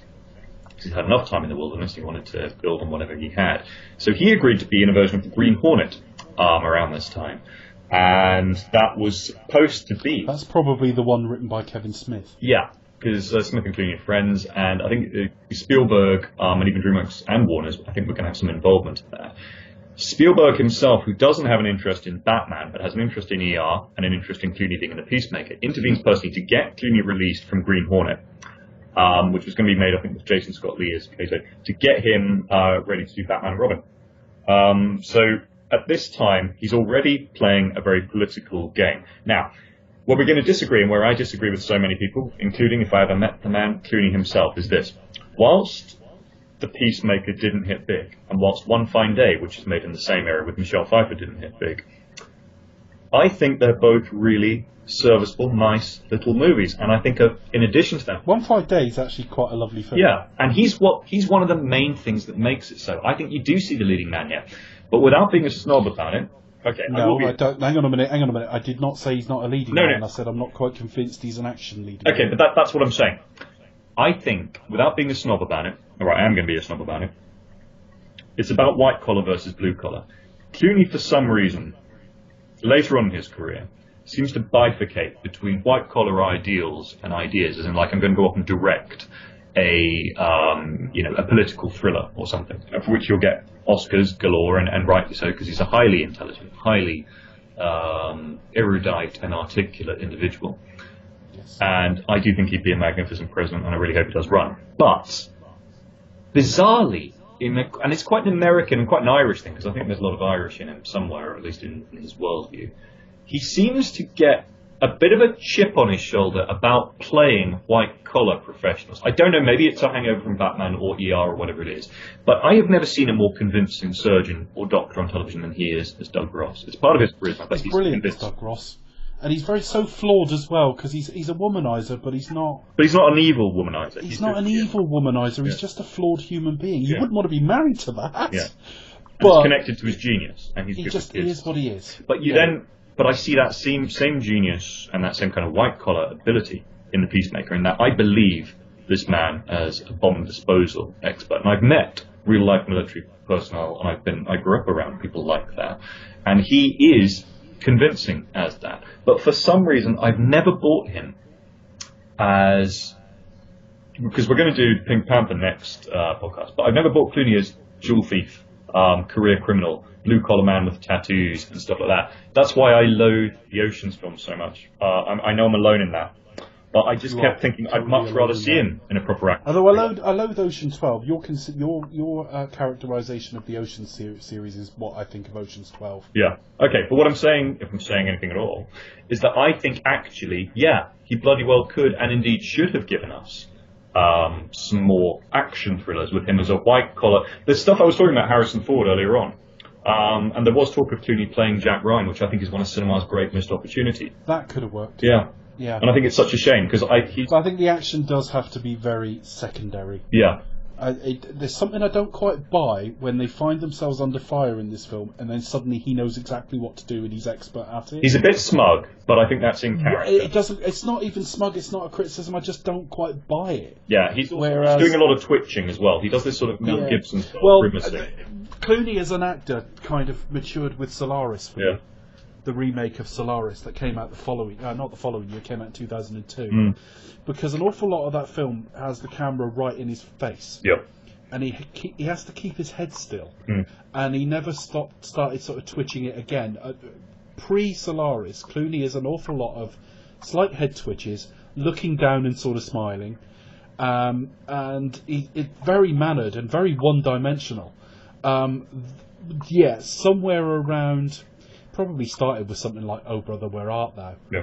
From there on, I just saw him slowly mature over the next 5 or 6 years into a terrific actor. Now, the other person who's maturing in this is Nicole Kidman. I mean, it's interesting because it's a very unglamorous, unselfish, unvain part. I think. Yeah, I mean, right down to wardrobe and hair. Yeah. They've dowded her down quite a bit. I don't know why they did that. I mean, it was intended for Annette Bening, who I think probably would have been age-wise more appropriate. In terms of the position that the character is holding, because you'd have to have a slight civil service career behind you or something equivalent to be able. Although they do sort of throw it into dialogue that she's only been there a couple of weeks, sort of thing. Fair enough, yeah. And also, I mean, on a Bond level, there's a line. Everyone goes on about Casino Royale where M goes, "Christ, I missed the Cold War," and they go, "Isn't that such a great line?" Well, Peacemaker uses that first, and in a very similar context. And I remember it standing out. I think it's such a good way of summing up both Hollywood and politics at the time. They missed the clarity of the goodies and baddies of the Cold War. Now, to the Peacemaker's credit, it is based pretty much verbatim, directly, on premises that were used in a book called 1 Point Safe, which documents stuff that really, frankly, Secret Services went a long way to saying maybe we shouldn't document for a while. But they were declassified papers, I think, from legitimate investigative reporters, saying there have been a number of near misses. In terms of either accidents and meltdowns, or worse still, nukes falling into the wrong hands. And there are certain nukes that are unaccounted for in the world, and that's really something that we need to pay attention to. And once again, although in the mid-90s we were enjoying a time of relative peace, where war isn't touching us as directly as it does today, or as randomly, there is the Serbian conflict. And I think there was an emergent kind of in and out stability in Russia at the time that people were concerned about, post-communist Russia, as we talked about earlier on. And it's interesting that the villainy in the Peacemaker is a bit of both. You get an arrogant America that isn't quite prepared for it, as we see at the beginning, kind of an organized chaos, corridors and so on, that isn't prepared for this new form of warfare. And is quite complacent about the kind of soldier that you have to send into it. It's only about halfway through they realise, let Clooney off the leash and let him do what he needs to do to get these recaptured. But the other villainy is, of course, it's an embittered Serb, I think, once again. And he is explicitly so rather than implicitly. Because a lot of the other movies it was implicit. But here it is explicitly somebody who was seen during the Bosnian Serb conflict. His family had been caught up in it innocently, and he therefore has a grievance. And in addition to that, because nukes have become so freely available, so you have the Russian mafia, you also have a renegade Russian colonel or general, exactly like GoldenEye. So it's this kind of hodgepodge of all of the various Russian threats put together, but in an alarmingly convincing way. And I do think, this is 3 or 4 years pre-9/11, but for a pre-9/11 movie, the sheer stakes and tension at the end, even when you've seen the movie many times, and I have seen it many times for sentimental as well as other reasons, you believe the threat when there is a backpack with a nuke in New York at the end, and you believe it. And all the characters are carrying, so there's a lot of fear on those streets. Yeah, and you believe it, and you believe the stakes. And that moment where the sniper has him in his sights, but there's a kid in the way, and this is just Clooney's. He's just such a good actor in this scene. He blinks as if to say, "I don't want to do this." Yeah, understood. Take the shot. And he's like banging his door and take the fucking shot. Understood. And it just, yeah, I mean, I really do think it's a much underrated thriller. I think maybe it is a much underrated thriller. It's right in the middle of that 90s section where none of them have dated that well from that era, but it's solid stuff. Yeah, I think, and the train heist at the beginning is a fantastic set piece. Oh, brilliant! Yeah, I think it's a very funny film in places where it needs to be without undermining the whole tone. You see a lot of 90s names actually who didn't necessarily become big stars but were populating 90s television and film at the time. One guy I did notice, if you've seen Mindhunter on the Netflix series. No. Holt McCallana's in this film, right. Looking a lot younger. He's one of the leads in that. Would recommend Mindhunter to anyone listening. Is he one of the officials who's like at a laptop who's sweating? Yeah, I think I'm trying to place him where he is in the film. Is he as good as it gets as well in a cameo? I don't know if he is actually. Is he white or black? There's a black guy. White. Yeah. Well, white. He's in his 50s now. Yeah. Yeah, I know the guy you mean. I think. Yeah. He had a blink and you'll miss it, and as good as it gets as well. I'm just looking for that. I can't see any reference to him in there. He was in Three Kings. He was in Men of Honor, Freedom. What else? Let's have a look.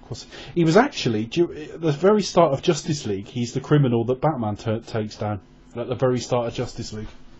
Wow. When they're trying to grab him one of these parademons. So Justice League now has a purpose.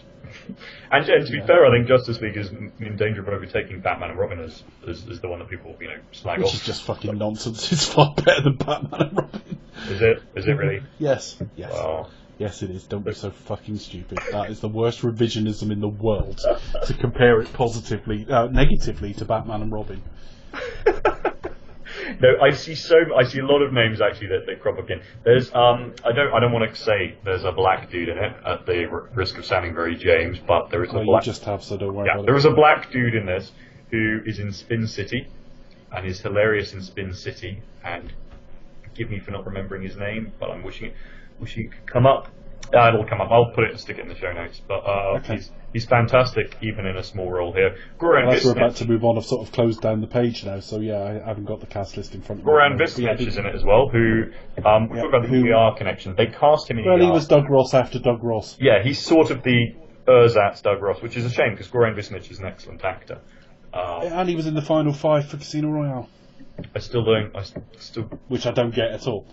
Maybe he can do an excellent English accent and we just don't know. I think he couldn't. I think that's one of the reasons he didn't get very far. And there's a cameo from Branko Lustig, who plays Man with a Poodle. Now, Branko Lustig is one of the key DreamWorks players who actually puts together a deal for Gladiator a couple of years later. Speaking of which, you get a Hans Zimmer score in this. There are elements you can hear certainly in the final closing credits, which is basically Crimson Tide in a different key.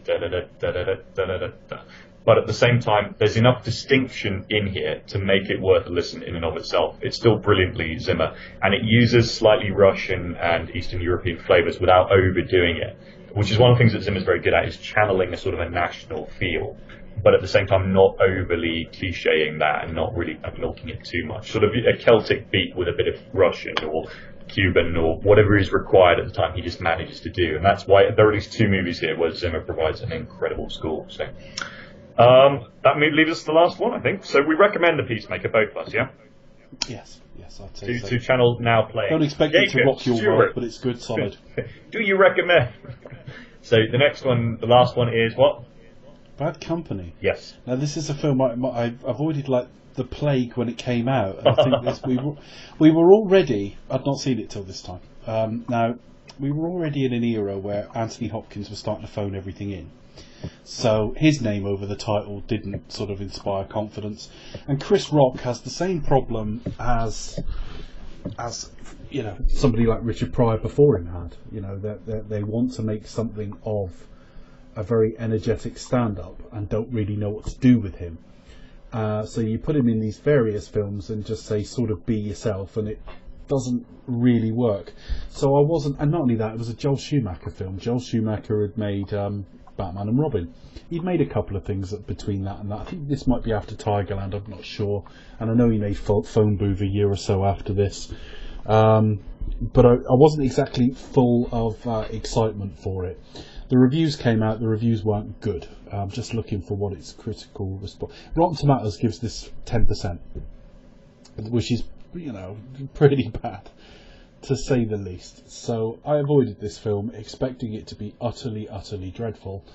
course, I go in with then very, very low expectations and kind of enjoyed it. Yep.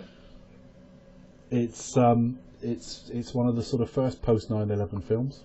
Yeah, although accidentally so. I don't think they started filming it. Accidentally so, but it feels like it as well. And to their credit, they neither shelved it nor butchered it. You know, they go with it. No, they went with it, which a lot of films didn't. A lot of films did some awkward CG, as though you know having the Twin Towers in shot was going to be a bad thing or something. It's probably got the best use of All Out of Love by Air Supply I've seen in the film. That was really funny. He goes to do his DJ spot and he's heartbroken, so he just plays. He just ends up playing that. It's not a particularly great film. And I just think you can see an element of, there's parts in this film where they just say Chris be Chris, you know, and I don't think that ever really works in film, but it's got a pretty cohesive plot and it's alright. And I think they were trying to make, you can see they were trying to make a franchise out of this. You think there would have been bad company to good company? Yeah, I think so. I think they were trying to. I think if this film had hit big, and actually its box office is less than its budget, so that's part of the problem there. This is a Jerry Bruckheimer film through Disney. Same deal as Crimson Tide then? Yeah. And they've got Joel Schumacher very much channeling Tony Scott. It feels like a Tony Scott film, doesn't it? This could be a Tony Scott film, yeah. And it's not good, but it isn't horrific either. It's functional. I mean, the thing about Joel Schumacher, you know, we had this discussion earlier about Ron Howard, and the idea that Ron Howard doesn't necessarily have a visual style that you can easily pinpoint. That doesn't mean that he doesn't have style, full stop, yeah? Well, the same with Joel Schumacher. I mean, Joel Schumacher, to say that Joel Schumacher is an incompetent or poor director is exceedingly unfair to a man who made The Lost Boys, The Client, Falling Down, a number of, television episodes, I think, of House of Cards and so on, which defined House of Cards at the beginning and stuff, and made it the hit that it was. On paper, his Batman films have obviously been taken apart ad nauseam, but Batman Forever, at least on paper, with all of its ingredients that he assembled, seemed a fair fit. Bad Company is a further example of, if you need to hire a director for hire, we've talked about, Ken Branagh being another one that we've talked about in the same vein, a competent, polished, non-invasive, non-intrusive, non-auteur job that is nevertheless enjoyable and fun and good as a thriller. I mean, it works as a thriller. It is exciting. It is visually stimulating. It moves at a good pace. There are stakes. There's some comedy, but the comedy doesn't outweigh the drama. You know, I like it. I don't love it, but I like it. Yeah. What do you think of Schumacher? I mean, would you be a Schumacher? Do you rate him at all? Or? Well, I mean, I'm looking at his filmography now.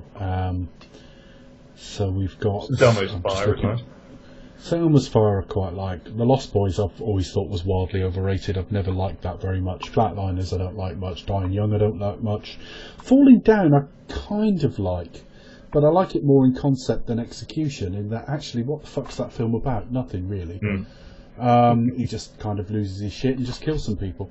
But, you know, it's okay. The Client, right, it's kind of serviceable most of the time. A Time to Kill was pretty solid. Phone Booth was pretty solid. That's the word that comes back again and again. Even his Phantom of the Opera was okay. He's done a couple of episodes of House of Cards. I wasn't aware of that. He started off as a costume designer, and actually, it doesn't surprise me he ended up doing something like Phantom of the Opera. I mean, his Batman films are outliers. There's nothing else in his filmography that's that bad. There just isn't. I mean, if you took Batman Forever and Batman and Robin out and just looked at what's left, you'd go, oh, that's okay. Very, almost TV-ish in some respects, and I mean mainly in subject matter. I'm looking at Cousins, the 1989 film. That could be a TV film, and I think in some respects, if you took the cast sort of out of the A and B list, Flatliners would be as well, as would Dying Young.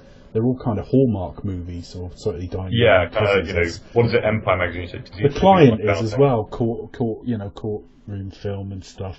So I actually think, I'm almost surprised he's a big screen filmmaker, and actually when I look at, I don't know how you give him Batman Forever. I mean, The Client's an interesting one on this score in that there's a lot of bits within The Client which, as you say, quite rightly, can be kind of televisual, and TV movies do to some extent tread on what they see on cinema and reduce it anyway. So it could be vice versa. It could be that TV copied cinema or vice versa, or that he's just working with constraints of budget because he's got big names in it.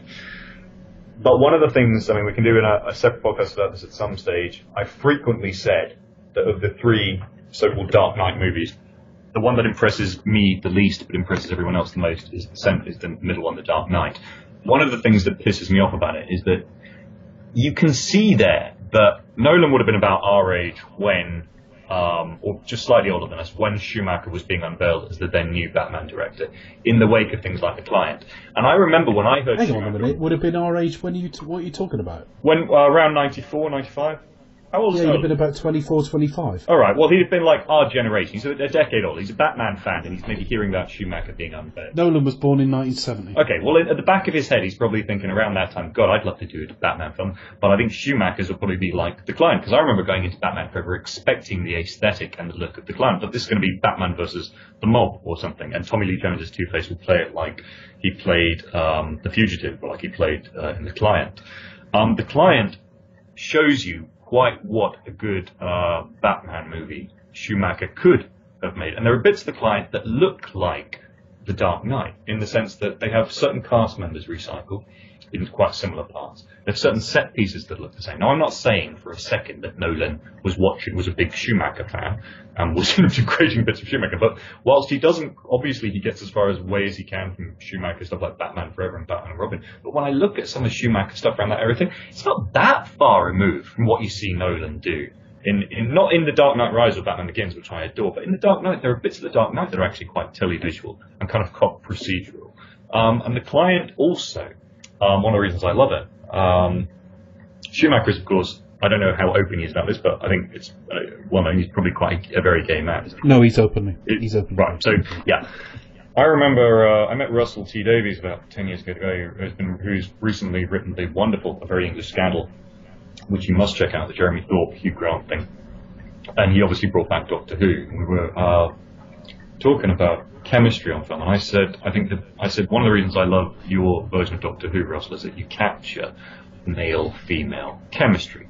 I said, and it's not about sexuality, because obviously you're a gay guy, but you write sexuality and you write a male-female dynamic better than any so-called, in inverted commas, straight people who were on your team. You know, when you write a Rose Tyler Doctor Who scene, you just get it. You get that these two people may never share a kiss, they may never get together, but they feel, and the way that you write that. I said, the only other time I can think of is Joel Schumacher. There's at the end of The Client, there's a scene where Tommy Lee Jones and Susan Sarandon have chemistry the whole way through that film. You can feel it. It's electric. The same way she has with Jack Nicholson or something like that. They're kind of similar. You know, real men, real women. Jessica Lange is another one.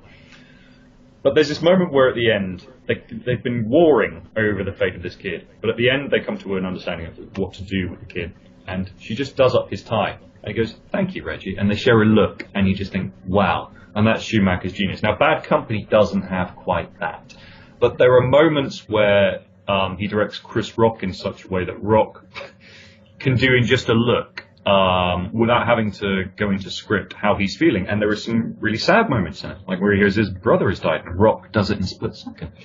And there are some sexy moments where Rock is kind of having to deal with the double life element of inheriting his brother's life.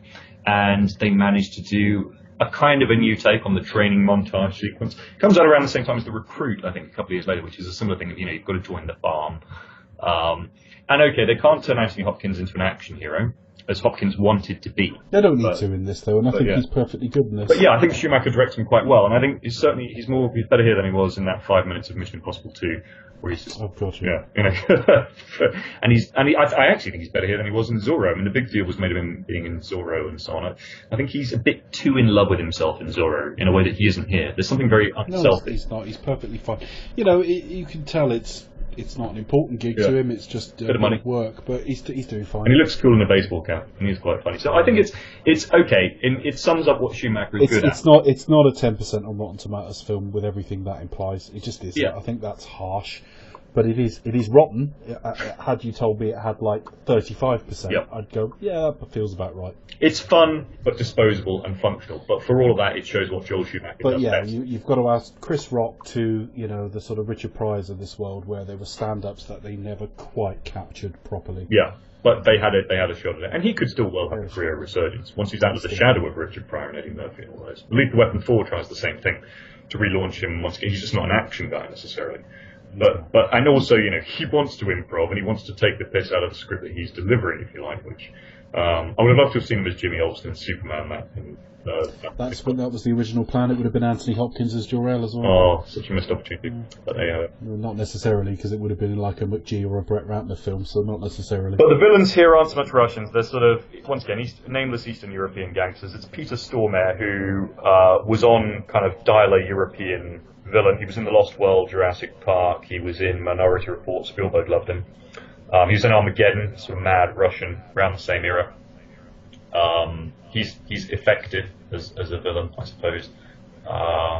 It's Russian mafia, I guess, with a stolen nuke. And as I say, it all comes back to GoldenEye, because GoldenEye, as it was marketed at the time, was Bond versus the Russian mafia, and I expected it to be something like this. The fact that it turned out to be kind of, like the idea of Bond is chasing down stuff that happens in The Peacemaker and Bad Company, and even Crimson Tide to some extent, it's the kind of thing I was expecting GoldenEye to have, even though GoldenEye is completely different from all that. But I'm trying to think, of all the movies, if you could only pick one. Star Trek VI, I think. Yeah. I think that's probably the consistently highest quality of any of the films we've discussed. No, that's right. But that's right. I think it's the most refined. If we take GoldenEye and Star Trek VI out of it, because they were the sort of afterthoughts, that Crimson Tide's the strongest of this run. Yep. Closely followed by The Peacemaker, probably. Yeah, I'd go along with that. Yeah. Fabulous. Okay, so next time we are looking at the Pink Panther, and this continues our theme. Right, so let's get it on record what we're going to cover. Yeah. We'll cover. We've normally got a 5-film bar. We've covered 6 tonight, and look at the length of the show. So we've got a 5-film bar. So we'll cover the 1963 Pink Panther film. Yep. 1964's A Shot in the Dark, because you couldn't do one of these without A Shot in the Dark. 1974's Return of the Pink Panther. Yep. Then I think we probably cover the Pink Panther Strikes Again, which is the following year. Yeah.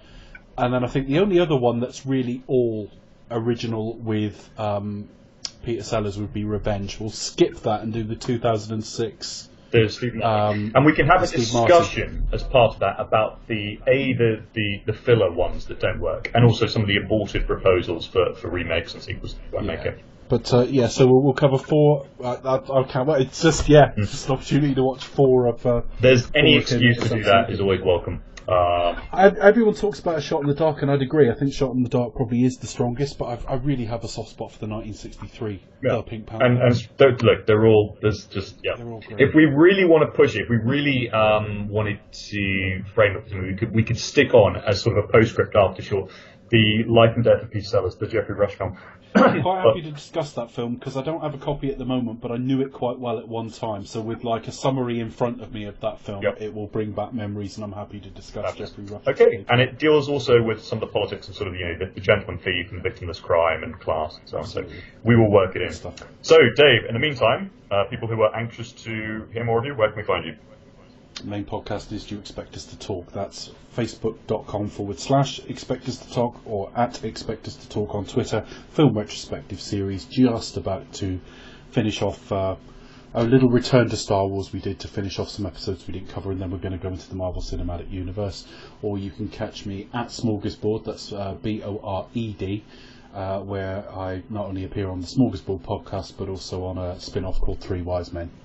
And as for me, you can find me, well, everyone knows where to find me. Glas Nelson, Perestroika, Pravda, signing out, and looking forward to next time. Thank you for listening. God bless, goodbye, onwards. Take care, bye now.